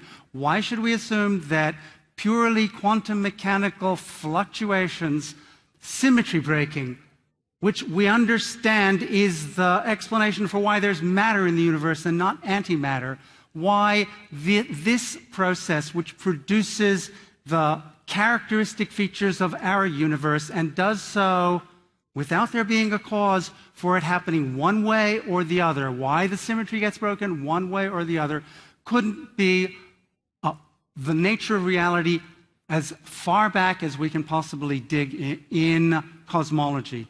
Now, let's talk about the argument from evil.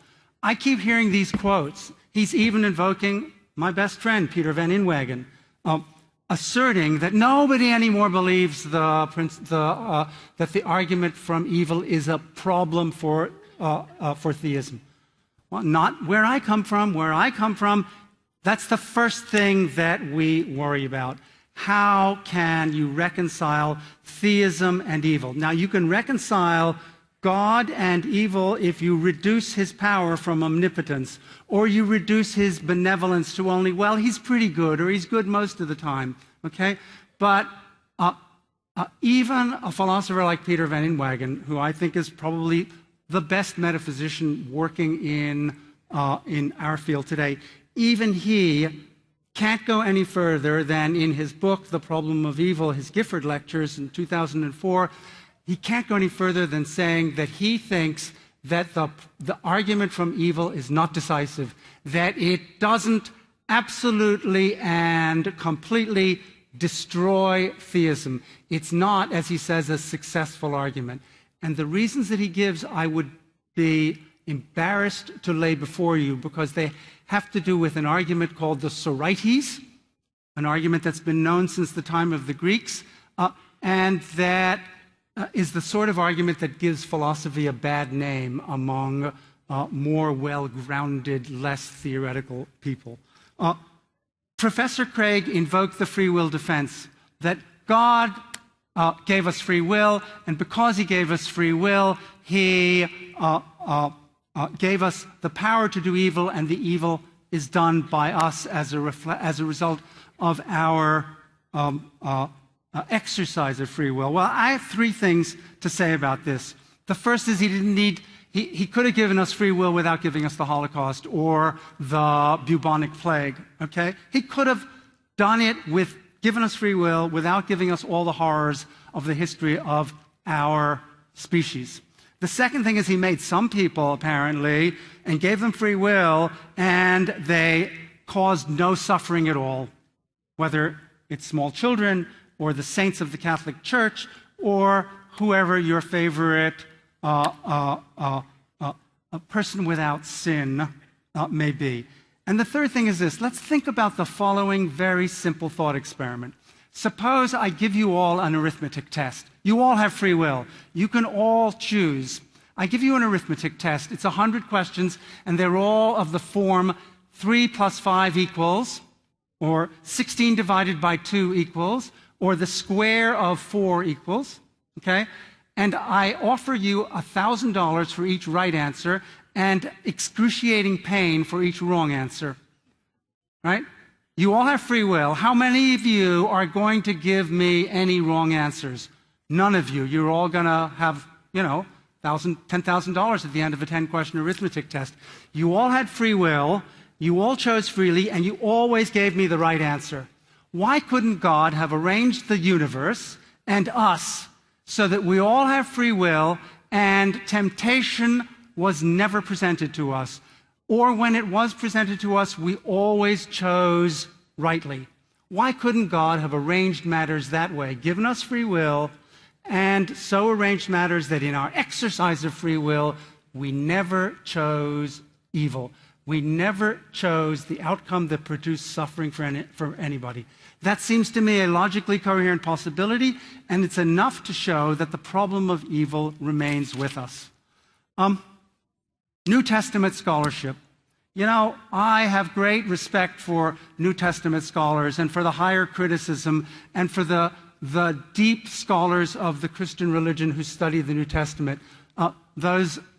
Some of them have told us that 75% of it was forged, and all of us tell us that it was written by people who were illiterate, and most of them recognize that the writings, Matthew, Mark, Luke, and John, could not have dated from any earlier than 30 or 40 or 50 years after Jesus lived. And of course, the Aramaic in which they were written was completely lost, and all the extant New Testaments are in Greek, and therefore the opportunity for misrepresentation or mistranscription or other kinds of mistakes was huge, and indeed has been documented by scholarship over the last 200 years. But most of all, why should we accept the credibility of Christian scholars writing about Christian documents?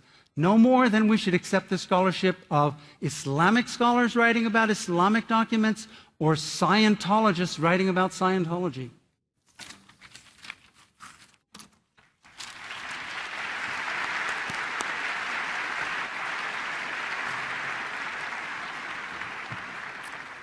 Dr. Craig will now begin his closing statement. He has 5 minutes.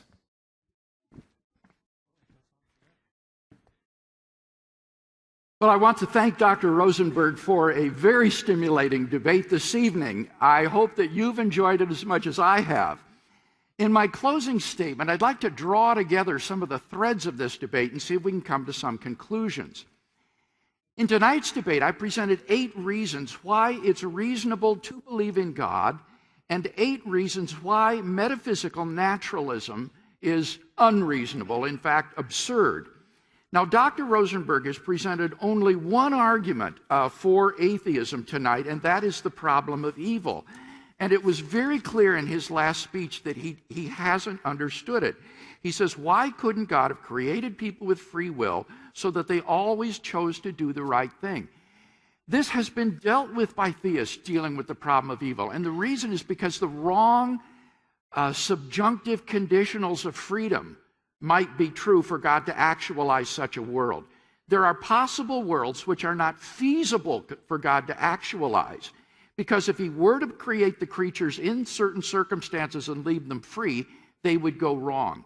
And as far as we know, for all we know, in any world of free creatures in which there's this much good in the world, there would also be this much evil. And it may not be feasible for God to actualize a world having this much good without this much evil. That doesn't mean the Holocaust is necessary. No, not at all. But it would mean that in a world in which, say, the Holocaust didn't occur, other events would have occurred that would have been comparably evil. So what Dr. Rosenberg, again, would have to show, or the atheist would have to show, is that there's no... he would have to show that God has the ability to create another world, another possible world of free creatures that would involve this much knowledge of God and eternal salvation as in the actual world, but without as much suffering. And there's no way that the atheist could prove that. It's utter speculation. And that's why the argument is regarded today as bankrupt. Now,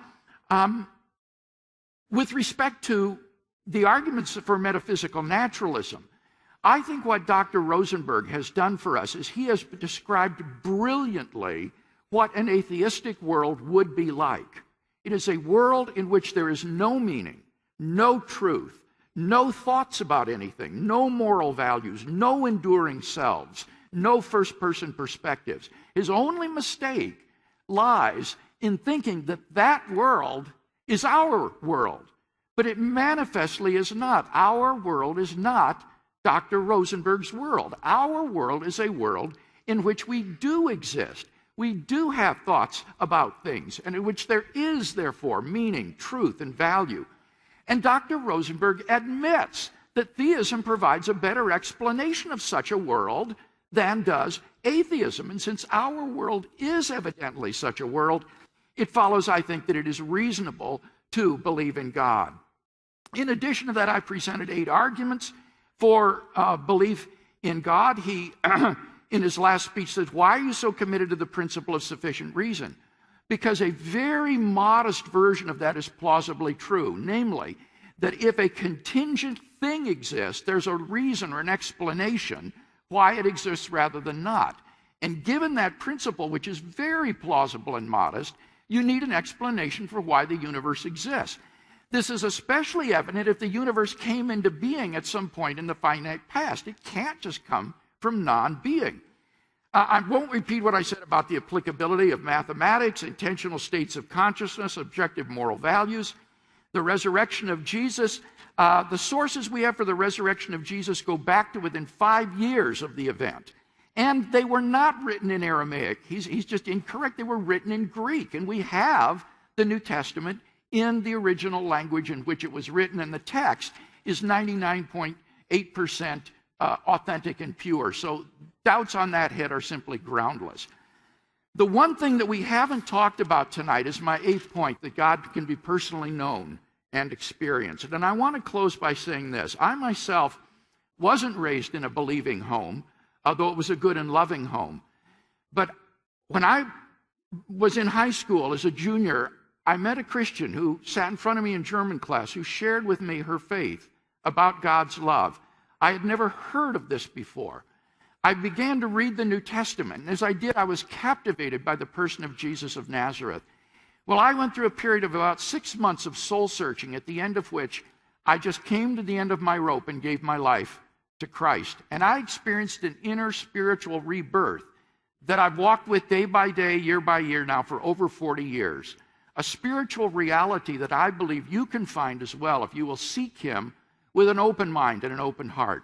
So as I close tonight, I would encourage you, if you're seeking for God, do what I did. Pick up a New Testament, begin to read it, and ask yourself, could this really be the truth? Could there be a God who loves me and cares for me and gave Himself for me? I believe it could change your life just as it changed mine.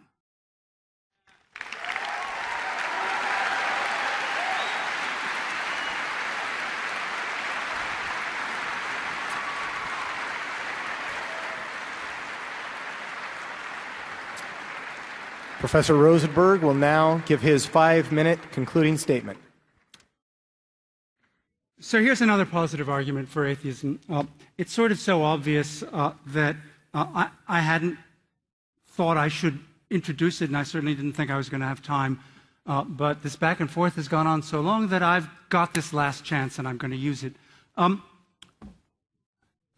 So why is it that God is a hypothesis that science has so little use for? You may recall when the king of France, Louis XIV, approached Laplace, the great 18th century physicist, and said, "But what is the role of God in your system?"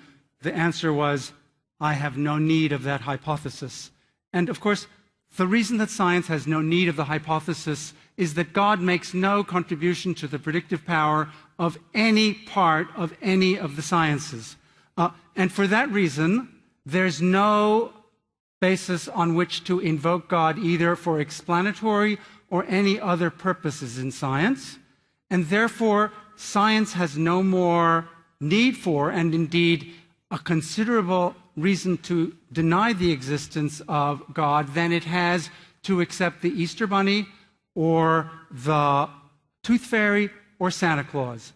The absence of a role for God in the predictive and explanatory content of science is, quite apart from the problem of evil, the principal reason why 95% of the members of the National Academy of Sciences of the United States are atheists, and why science can provide not only no good basis for theism, but an excellent argument against it.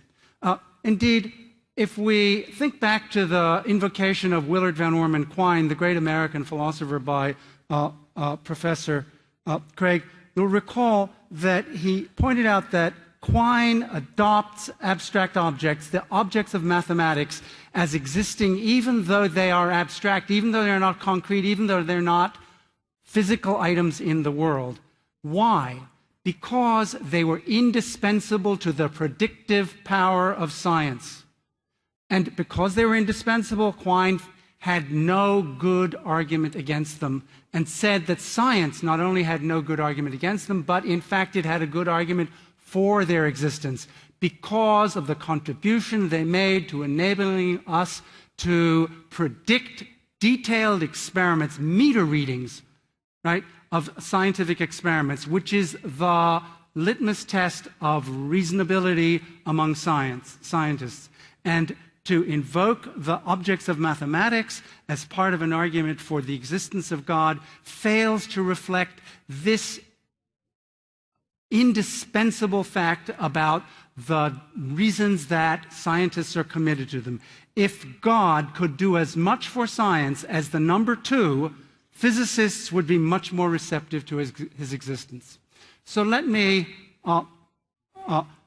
end this debate with a little advice from an atheist. Dr. Craig has ended by making a personal statement about the importance of Jesus Christ to his own character and well-being, his own spiritual state. Believe if you want to. Have faith in Jesus Christ if you need to. But do not make yourself vulnerable to reason and evidence. Do not demand that your belief be reasonable. You will be threatened with the loss of your faith.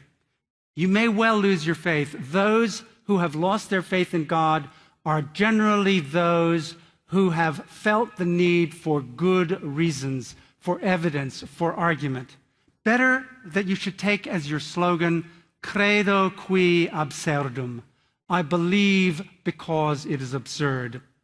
That's a far surer basis. It's not an epistemologically respectable one, but it's a psychologically far firmer basis to believe in the existence of God. Okay? You cannot accept that faith is reasonable, but that doesn't stop you from believing. And of course, those friends of mine who are devout Christians, of whom I count a number of the people that Professor Craig mentioned tonight, and even Professor Craig, with whom I'm sure I will have a friendly exchange after this debate is over.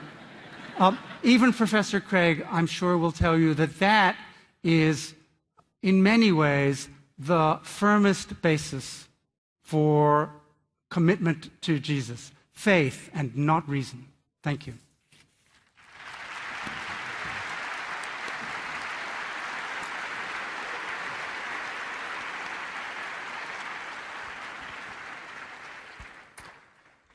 Well, this concludes the debate portion of tonight's event.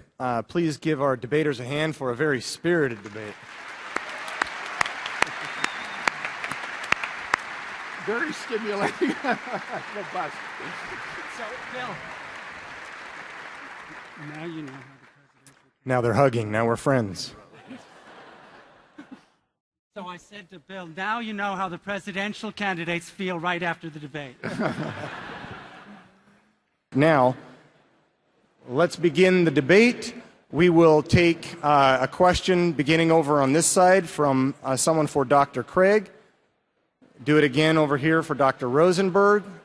Once more for Dr. Craig, once more for Dr. Rosenberg, and then we will take one online from somewhere across our web. So if I can have it a little bit quiet, please, in the audience. Please fill out those forms, but maintain relative quiet so that we can continue with this next session. All right, first question for Dr. Craig. Go ahead. In your published works, you talk about something that's conspicuously missing from this debate, the relation between reason and faith. For example, in Reasonable Faith, you point out that when faith is in conflict with the evidence and argument, it's the latter rather than the former that should be disregarded. On the face of it, this seems like to amount to nothing less than an endorsement of confirmation bias.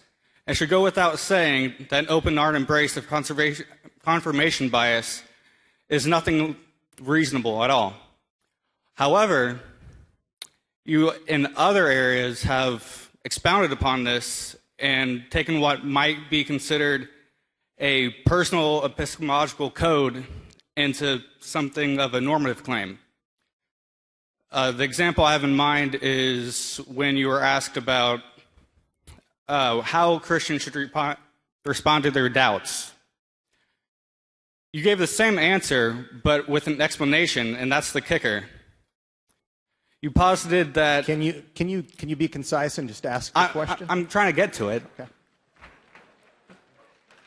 So, what you effectively did skipping ahead as the moderator, was posit instead of the possibility of the Cartesian demon, the actuality of the Cartesian demon. So, as Hume pointed out, that Descartes didn't take the radical skepticism far enough. In introspection, you don't get a unified entity having these perceptions, you only get the perceptions. So, on your framework, how do you, and since it was a normative claim, all other Christians, escape this downward spiral of radical skepticism? Go ahead and have a seat. Thanks for the question. In tonight's debate, I took the word faith to mean the same thing as believe. So faith in God, believe in God, that is, they believe that God exists. But you're quite right in saying there's another understanding of faith that is more than just propositional belief. It would be the idea of trusting in someone, committing one's life to someone. And I would say that that kind of faith would be subsequent to propositional belief. You first believe that God exists, and then you can believe in God and put your faith in Him. Now, in the chapter that you were speaking of, in reasonable faith, when I'm speaking of faith there, I am talking about how do we know the propositional truths of the Christian faith, like that God exists or that God loves me and so forth. And what I was suggesting there is that in addition to external arguments and evidence, there is also this immediate testimony of God Himself to one that gives you, in a properly basic way, a knowledge of God's existence and the great truths of the gospel. That was my 8th point in tonight's debate, that God can be personally known and experienced. And I said, this isn't an argument. Rather, it's suggesting that just as we have properly basic beliefs like the belief in the reality of the external world or the reality of the past, so belief in God could be a properly basic belief grounded in the inner witness of the Holy Spirit. So this isn't some kind of fideism or leap in the dark sort of thing. It's saying that God Himself can give a person a knowledge of His existence that is independent of argument and evidence. And this is a view that's widely defended today, especially by Alvin Plantinga in his book, Warranted Christian Belief. And I think he's shown that there aren't any philosophical objections to this point of view. It's a perfectly coherent religious epistemology. All right. Question for Dr. Rosenberg. Go ahead. And Dr. Rosenberg, having taught chemistry for 40 years and having a degree from a major Big Ten university in chemistry, I'm very interested if you could go a little bit into more detail why the decay of uranium-238 violates any of the principles that Dr. Craig gave for the existence of God.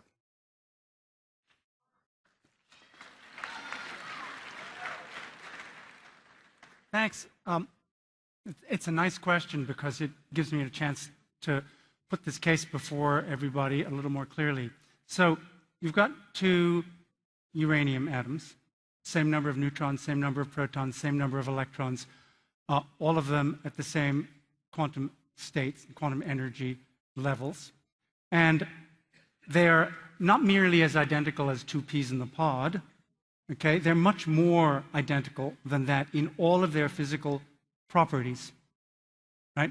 Now, at a certain moment, one of them emits and the other does not emit an alpha particle. That is to say, the nucleus of a helium atom. The difference between these 2 atoms, right, is that one of them emitted and the other didn't. Now, if every event has to have a cause, if everything that comes into existence has to have a cause of its coming into existence, then there's got to be some difference between the 2 atoms in virtue of which one of them emitted an alpha particle and the other didn't. But quantum mechanics tells us, and all the experimental evidence which confirms it to 12 decimal places tells us, there is no difference. End of story. There is an event without a cause. There is no causally relevant difference between the two molecules in virtue of which one emitted an alpha particle and the other didn't.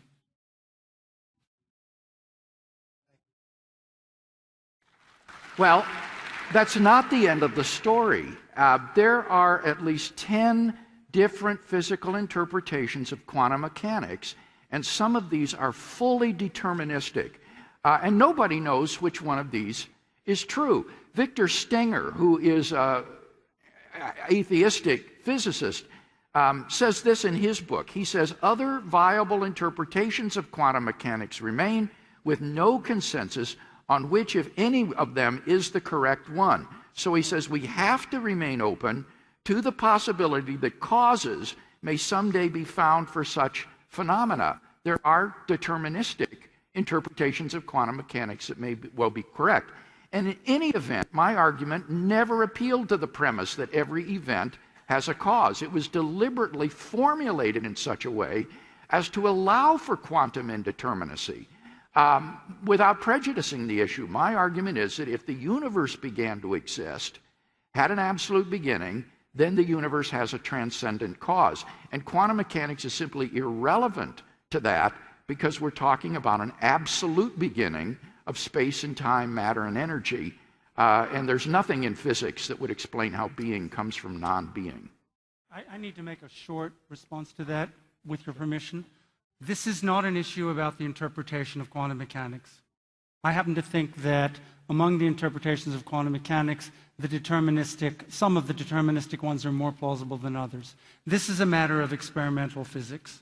This is a matter of a fact about the nature of reality. And it also seems to me clear that insofar as we have here good evidence that things can happen with no cause at all, it follows that therefore the universe can come into existence with no cause at all. And indeed, that's what the best guesses of contemporary physical theorists is.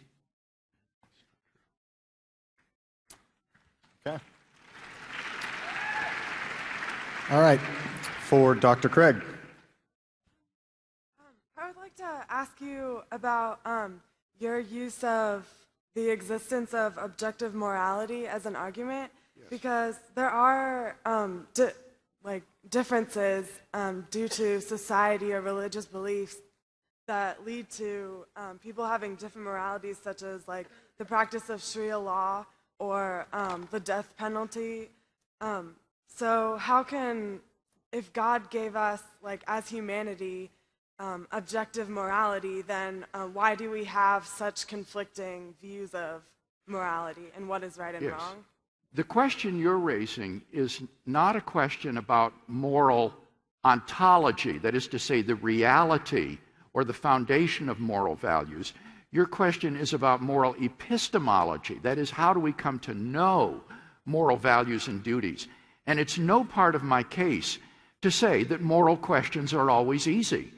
Certainly there are areas of gray where good people will disagree and will differ. It's not always easy to discern what is right or what is wrong in certain situations. But what I am saying is that we do have in moral experience a very clear grasp of cases where there are clearly objective moral values and objective duties or obligations and prohibitions. And so by no means am I suggesting that all of these cases are clear. All you need is a few, really, any.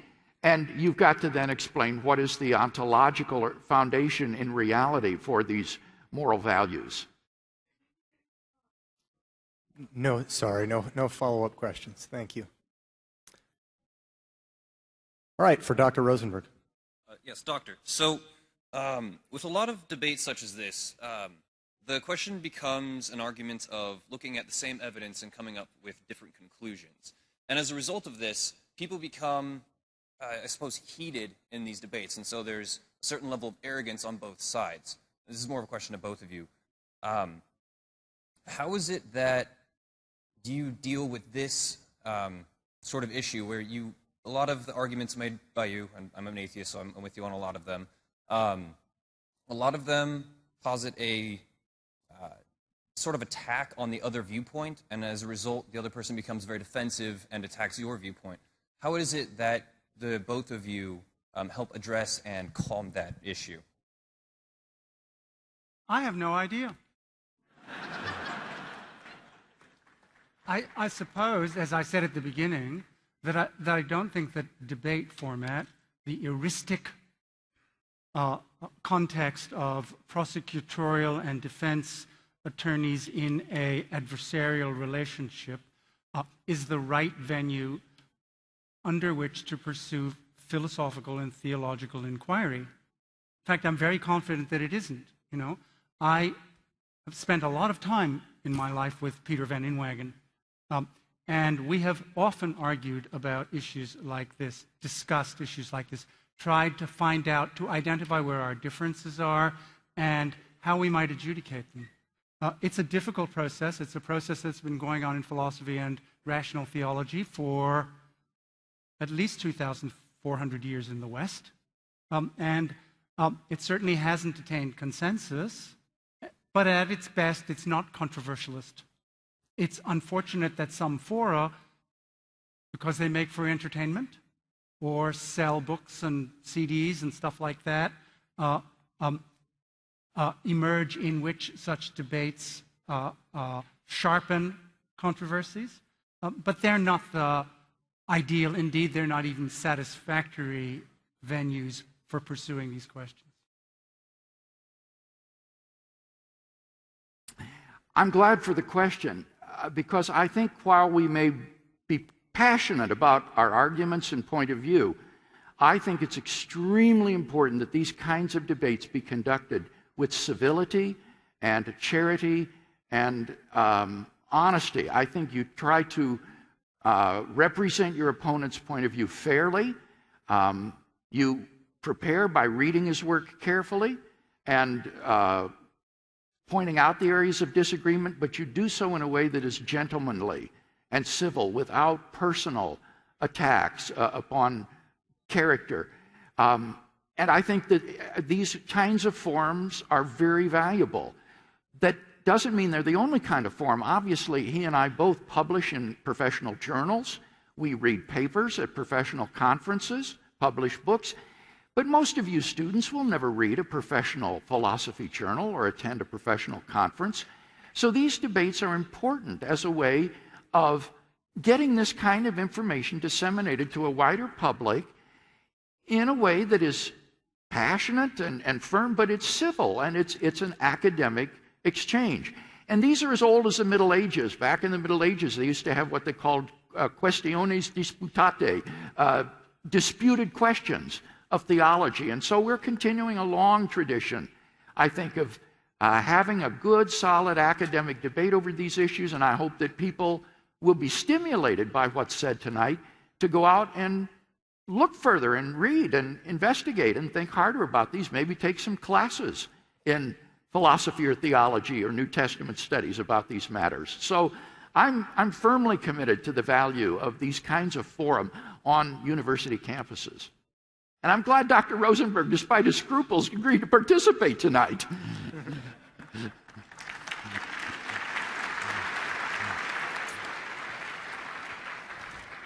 Well, given that we have a ton of questions here, and we've got probably twice as many people watching live stream, in fairness, I'm going to ask one of each of our debaters from within the United States and then one with outside of the United States. So first of all, Dr. Craig, from Anthony in Newburyport, Massachusetts. With respect to the fine-tuning teleological argument, aren't you presupposing atheism, since God could have made the universe without needing to have it fine-tuned? The fine-tuning argument doesn't presuppose anything about how God could have done it, in the sense that he could have created a world, say, of just spirit beings without any physical beings at all. But fine-tuning simply means that the fundamental constants and quantities in the universe that are necessary for life fall into an extraordinarily narrow range of values, an infinitesimal range almost, such that if these values were to be altered by even a hair's breadth, or less rather, the balance would be upset and life could not exist in a universe governed by these laws. And so that's all the debate is about. It's not about whether God could have created other universes with other laws of nature that weren't fine-tuned. It's about whether or not, or what is the best explanation for the fine-tuning of the universe that characterizes the universe we live in. And I think that the best explanation is intelligent design. Physical necessity and chance just won't offer plausible accounts of this fact. Okay, one for Dr. Rosenberg, and this one, I had to take this. This is kind of funny because of this Purdue audience. This is from IU. They are actually watching with a Christian ministry and a non-theist campus group together. So, Dr. Rosenberg, there's no name on this. It's the whole group. They all decided unanimously, apparently. How can the most basic moral values be universal if they are determined by natural selection?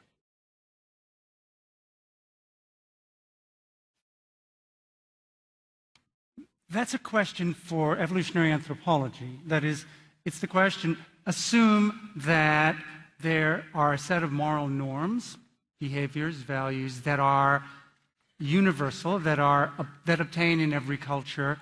How could that happen?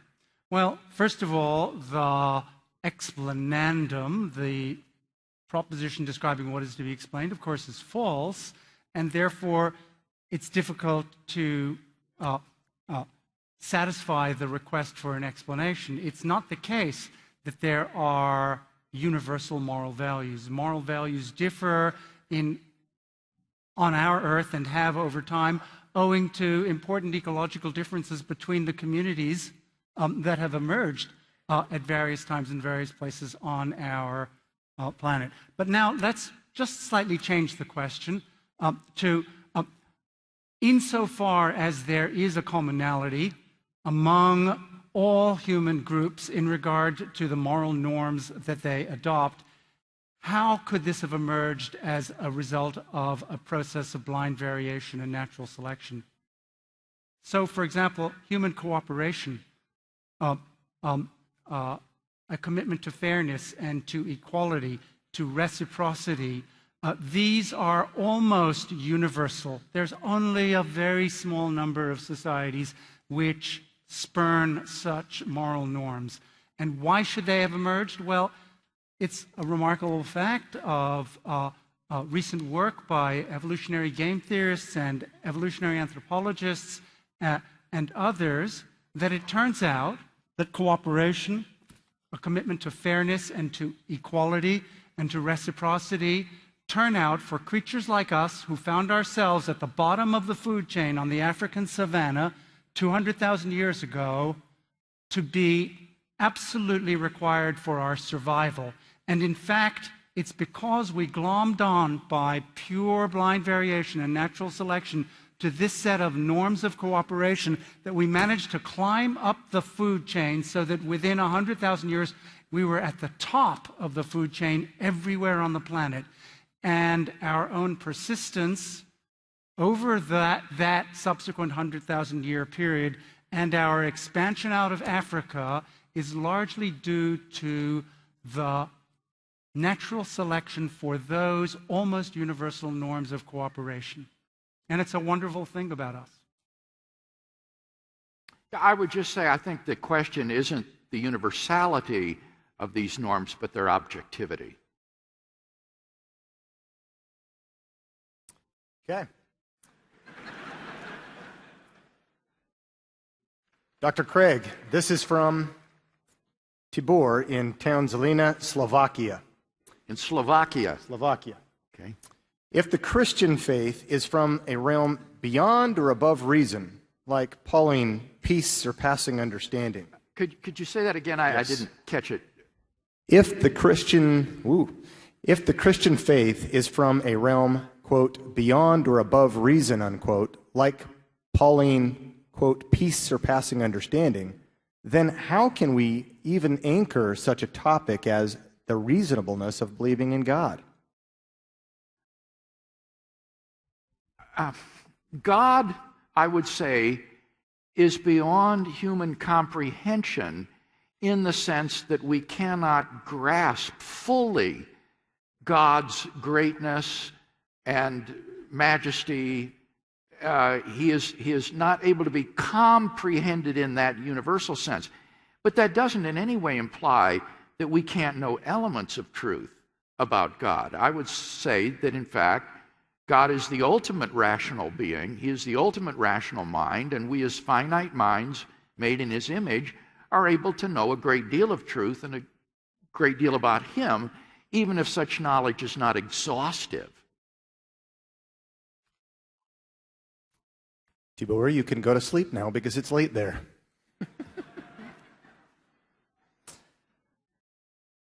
Okay, Dr. Rosenberg, from Sarah in Seoul, South Korea.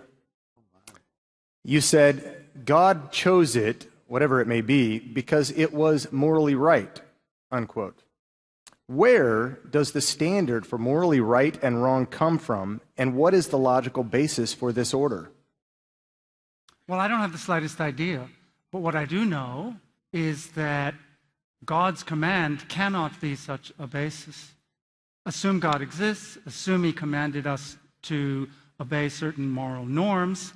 The question becomes, are those the right moral norms simply because He commanded them, holding the threat of hell to our heads? Or did He command them in His wisdom and goodness because they are the moral right ones? And the answer that we all agree to is the latter, that He chose them for us because they are the morally right ones. And it can't be rocket science what makes them morally right. It's not like interpretation of quantum mechanics. We all know what makes the morally right values morally right. And it's not merely the fact that God chose them. He chose them because they were the moral right ones. And therefore, you cannot argue for God's existence from the existence of morally right norms. But what the origin, what the basis of moral objectivity is not a question to which I have, at this time, a satisfactory answer. And, of course, as I am at pains to point out, that's not a material question in this discussion. I think this is one of the most powerful arguments for the existence of God. And rooting moral values and duties in God can take either two forms.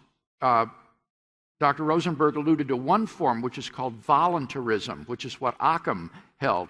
And that is that God just sort of makes up moral duties and responsibilities for us. They're based in His will. But that's not the majority mainstream Christian position. Voluntarism is not the usual way divine command morality works. The majority position would be that God Himself is what Plato called the good. God Himself is the paradigm of goodness, and His commands are reflections of His own character. So it's not that God commands things because they're right independently of Him, that there's some good outside of God to which He's subservient. Rather, God is the good, and His commandments are reflections of that good character toward us. And so they're not arbitrary, but neither are they based on something independent of God. And I think this gives a very credible foundation for moral obligation and prohibition as well as moral value, which the atheist cannot provide. And I think it's just the assertion that God is good because God is good, without adding any content to found, to ground, to substantiate the claim. So God's goodness cannot consist in His obeying His own moral norms because God could not disobey them. So it makes no sense to say that His goodness consists in His obeying His own moral norms. Not to mention that in the Old and the New Testament He doesn't do it very often. But that's another matter. The real problem is if you assert that it's God's goodness in which the foundation of the moral norms consists, then you have to go on and say, unless you think it's like quantum mechanics, what does that goodness consist in? And if you simply say it's God's goodness because he's good, that's not an answer to the question. We need some content to the claim that his goodness grounds the objectivity, the rightness, the correctness of the moral norms. And merely saying he's good over and over again doesn't do it. This is the open question argument in metaethics. And it dogs divine command theory just as fully as it daunts utilitarianism or Kant or social contract theory or ideal observer ethics. Yeah, well, I don't think that that's an insuperable problem. God, by his very nature, is the greatest conceivable being. He's a being that is worthy of worship. And only a being which is perfect goodness can be worthy of worship. And the greatest conceivable being would not simply be good by conforming to some other standard. He would be the paradigm of goodness. He would be like the old meter bar in Paris, which defined what a meter was, not by conforming to some abstract length, but by being the paradigm of what a meter is. And it makes no sense to ask, why is the meter bar a meter long? It is the paradigm for what that is. And similarly, God, I would say, as the greatest conceivable being, a being worthy of worship, is the good, and this is defined in terms then of the character qualities that he has, like compassion, fairness, love, justice, and so forth. So it's not a contentless claim. Okay.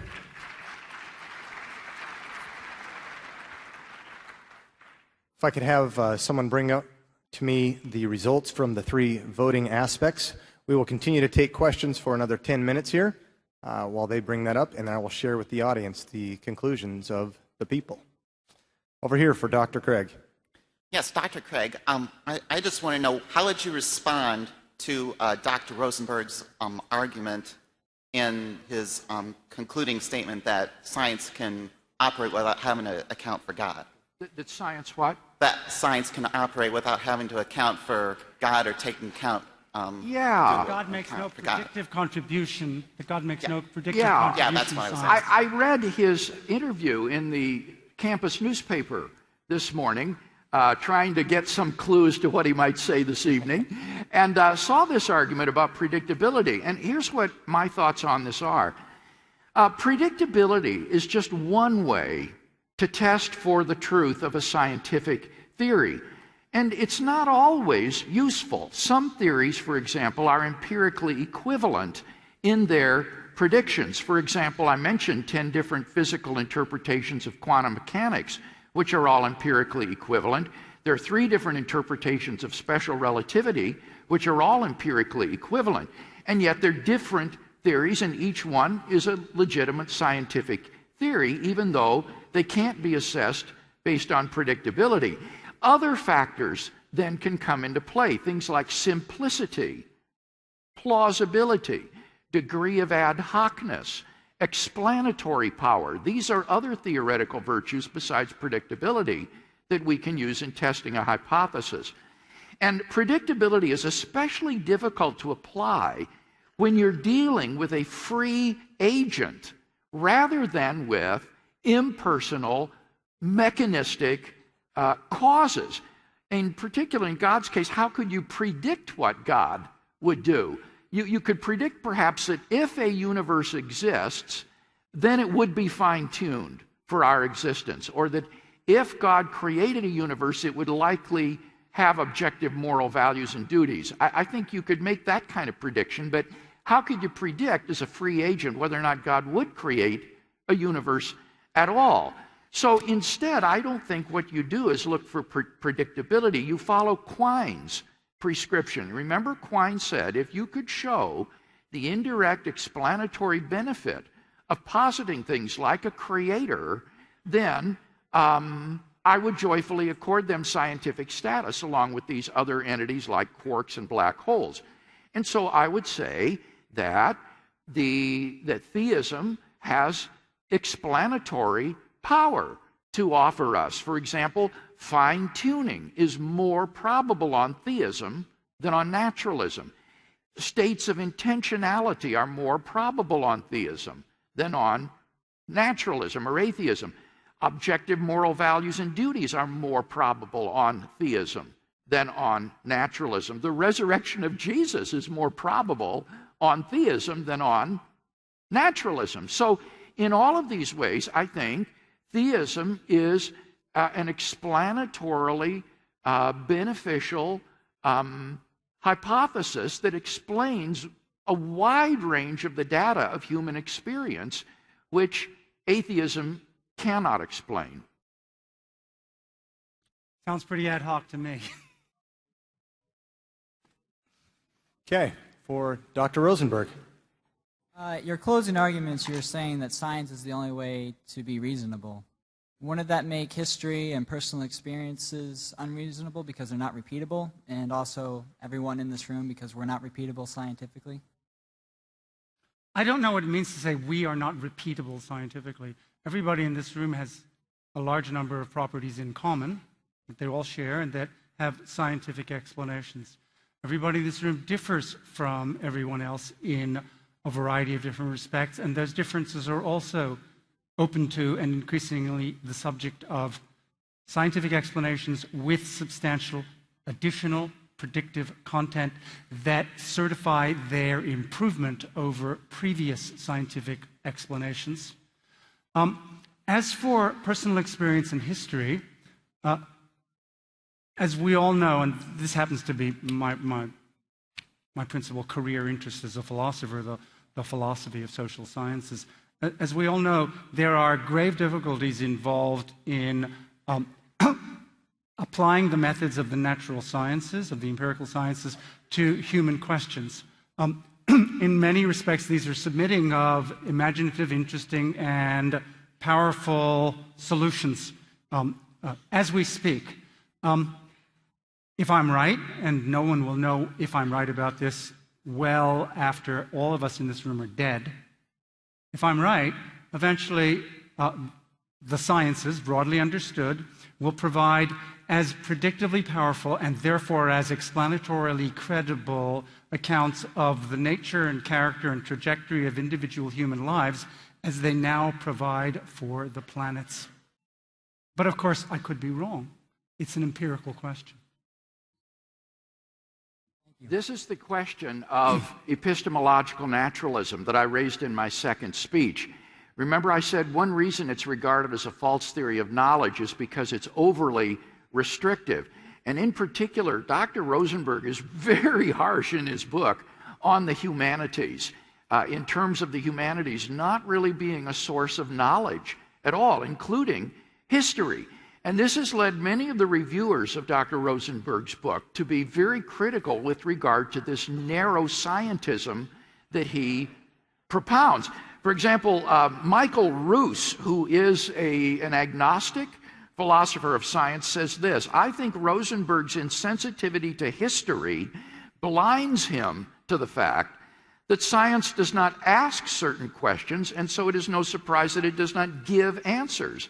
I'm not at all sure that the theists' answers are correct, but they are not shown to be incorrect by modern science. Science is limited in scope and by its very nature is destined forever to be limited. So science may be the best way of getting at knowledge of the physical world, the way it operates, but there are many other fields of knowledge that also are sources of truth and knowledge about the world, including mathematics, metaphysics, ethics, aesthetics, history, and so forth. All I can say is we weren't debating this book, which is not widely available. We were debating the reasonableness of the belief in God's existence. Could I ask you a question, Dr. Rosenberg? Given the debate question tonight, is faith in God reasonable? I thought and anticipated that you would say much more about your defense of scientism, because it seems to me that that's the principal reason that you are skeptical about the existence of God. And so I'm curious, why didn't you make this more of an issue in tonight's debate.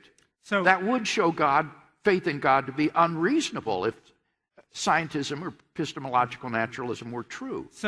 Or metaphysical naturalism, I'm sorry, I meant to say. Right. I wrote this book because I was relatively disenchanted with the tide of works by Hitchens and Dawkins and Harris, and here I exclude Dan Dennett, whose book, Breaking the Spell, is quite different order of magnitude.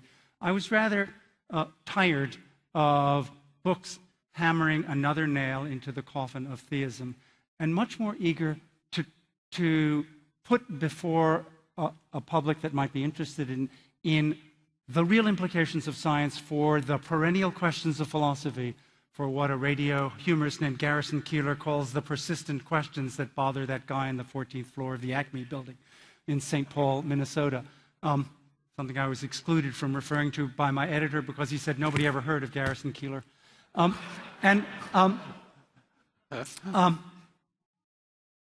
I was interested in exploring what the consequences of science were for these fundamental questions of philosophy that keep us up at night, right? And what I said at the beginning of this book is science gives us the best argument for atheism, and it's so good that I don't have to rehearse it in this book. I want to go on and talk about all the other things that those of us who are atheists because we believe that science describes the nature of reality ought to believe. Now, I don't think that in a discussion about atheism, the further consequences of science which I claim to obtain are relevant or material, and I certainly know, and I'm sure you will agree with me, that those who reject these conclusions can do so by saying they don't follow from science.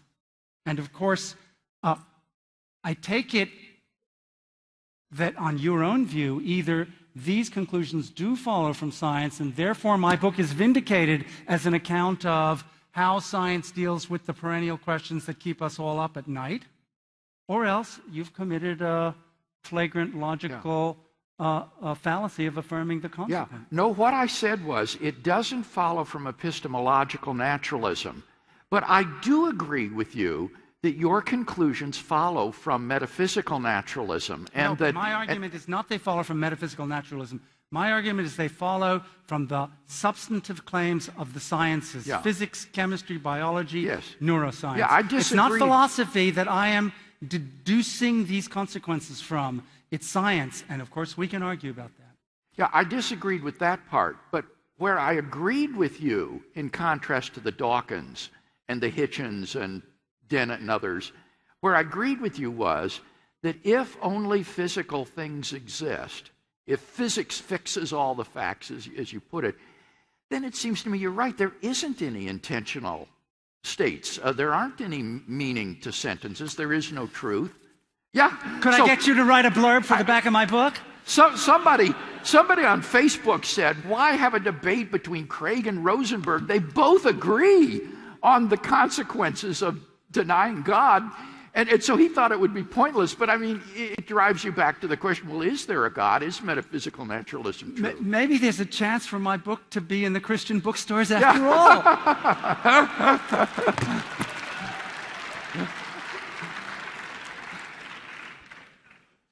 Well, on that note, let's two more questions here. I'm going to go right back to you, Dr. Rosenberg, and then we'll take one from this side. Because this is Corey, I've been asking you to call me Alex all day. Oh, yeah, but you also wanted me to call you Dr. Rosenberg and not Rosenberg, like in a football game. Okay, Alex. Gabriel Soto from Costa Rica. Let's assume that God does not exist and you are right. Then what is your explanation for the existence of evil if there is no evil and good? So, of course, my explanation, the explanation that I offer in this book, not to put too fine a point on it, isn't an explanation of evil, because that would commit me to a normative theory which I am unprepared to endorse. But I have an explanation for suffering. right, for the pain and misery of human existence and of other biological systems. And regrettably, it has to do with the nature of matter and the nature of the struggle for survival and the competition among physical systems, including biological systems and animals and us, for survival. And the fact that nature has so organized living matter as to provide it with signals when it's doing something that's dangerous for its persistence and its well-being by giving it pain. Right? Now, I don't think it's a great mystery why biological systems should have sensations, in particular sensations of pain and discomfort. Those are signals that nature is providing, or they are the byproducts of signals that nature is providing about the threats to one's well-being. And that's about the best I think we can do by way of explaining why there is suffering. Okay?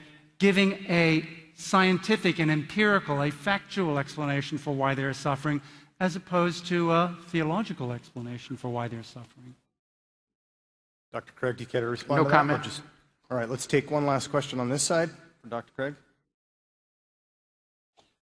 Yeah, my question is for Dr. Craig. The Bible says that Jesus loves us, wants a relationship with us, and wants us to believe in him. He even showed himself to disbelievers, like you mentioned, to people such as Thomas after he was crucified to help them believe.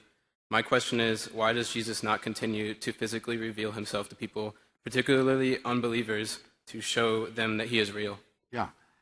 Obviously, God could make his existence or Christ's existence more evident than he has. He could have the stars spell out God exists in the sky, or he could have every atom inscribed with the label made by God. So clearly, God could make his existence a lot more obvious. But I think what the point you were making is the salient one. God isn't interested in just getting people to believe that he exists, to add one more piece of furniture to their ontology of the universe. He wants to bring people into a loving, saving relationship with himself. And I think that God, in his providence, knows how to so order the world so as to bring the maximal or optimal number of people freely into relationship with himself. And he knows that it isn't necessary or profitable to have Jesus of Nazareth appear miraculously to every single person in his lifetime in order to provide sufficient grace for salvation to everybody. In fact, it's possible that in a world in which God's existence was as plain as the nose on your face, in which Jesus was constantly appearing in people's bedrooms, that they would get rather annoyed at the effrontery of this intruder popping into their houses all the time uninvited, and it wouldn't lead at all to a deeper faith or love in him. So I think that we can trust God's wisdom in providentially ordering the world in such a way that people are given adequate but not coercive evidence for his existence. And the question then for us is, how will we respond to that? It's not an adequate response to complain that you want more evidence. You need to look at the evidence that you do have and to make a decision on that basis. But I don't think that there's any reason here to think that God would do what you suggest. It may be that would do nothing in terms of bringing a greater number of people into a saving relationship with himself.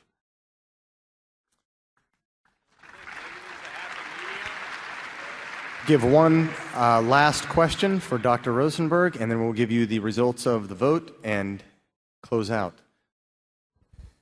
Dr. Rosenberg, I wonder if you might help me to understand how your view is not incoherent. Do you really claim in your book that sentences have no meaning or truth value? Even the sentences in your own book? How is that not incoherent and self-refuting? At least the sentences you've made tonight, surely you think are true. But if even you don't think that your position is true, Why should we?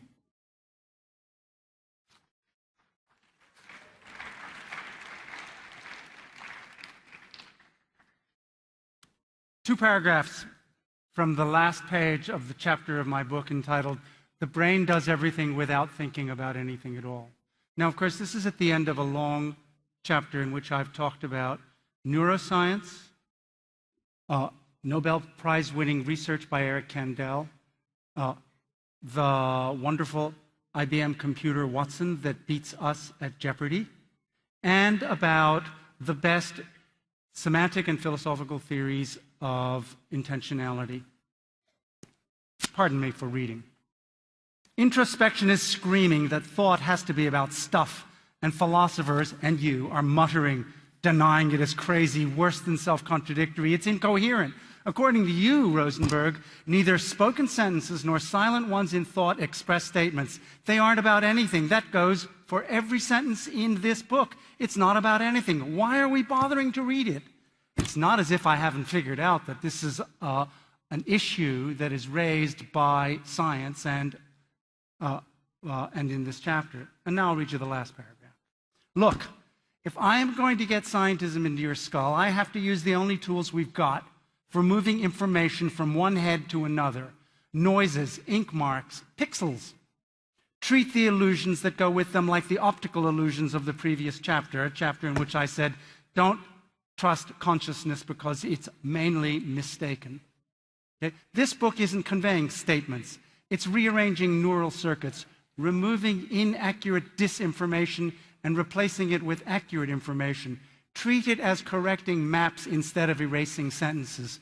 Now, there's a big business in philosophy about the nature of semantics and about how intentionality is realized. And I ain't so stupid as to contradict myself in the puerile way that you're suggesting, okay? What you got to do is read the book to figure out the answer, and send me an email and I'll send you a really long and hard paper called Eliminativism Without Tears, which I've written to try to give a detailed account of why it is that we can still make sense to one another in spite of the fact that neuroscience shows that intentionality is just an overlay, like so much of the rest of our common sense views about reality, including the belief that the earth is standing still because things just fall directly to the ground.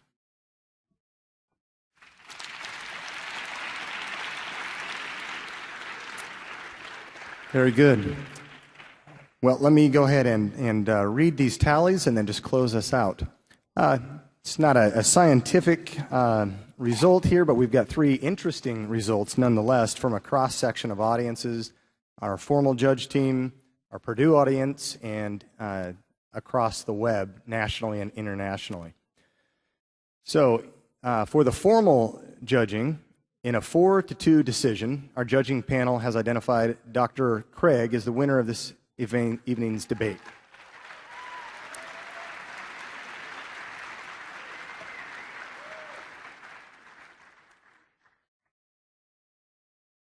For the local result from Purdue, we have no vote at all, 112. And by far, most people did not vote. Half didn't vote, it appears. Didn't even write cards. Sheesh. Dr. Rosenberg has 303, and Dr. Craig, 1,390.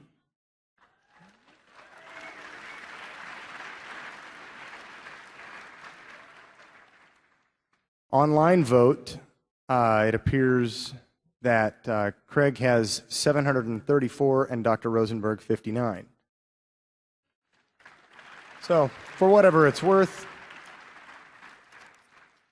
let's go ahead and close this out. These gentlemen are very enlightening people, fun to hang out with, and they're going to stick around for another half an hour to answer questions that people perhaps come up and talk with them. As someone who loves, this may sound morbid, but loves to visit cemeteries, I do it every time I go to a new town for historical imagination. I've mentioned this many times before, and I'm still eager to find this. If someone knows of this cemetery with a tombstone with a particular epitaph on it, I will pay money. It reads this way: Pause, stranger, when you pass me by. As you are now, so once was I. As I am now, so you will be. So prepare for death and follow me. And somebody came by, philosophic, probably a skeptic or something like that, and wrote, to follow you, I'm not content until I know which way you went.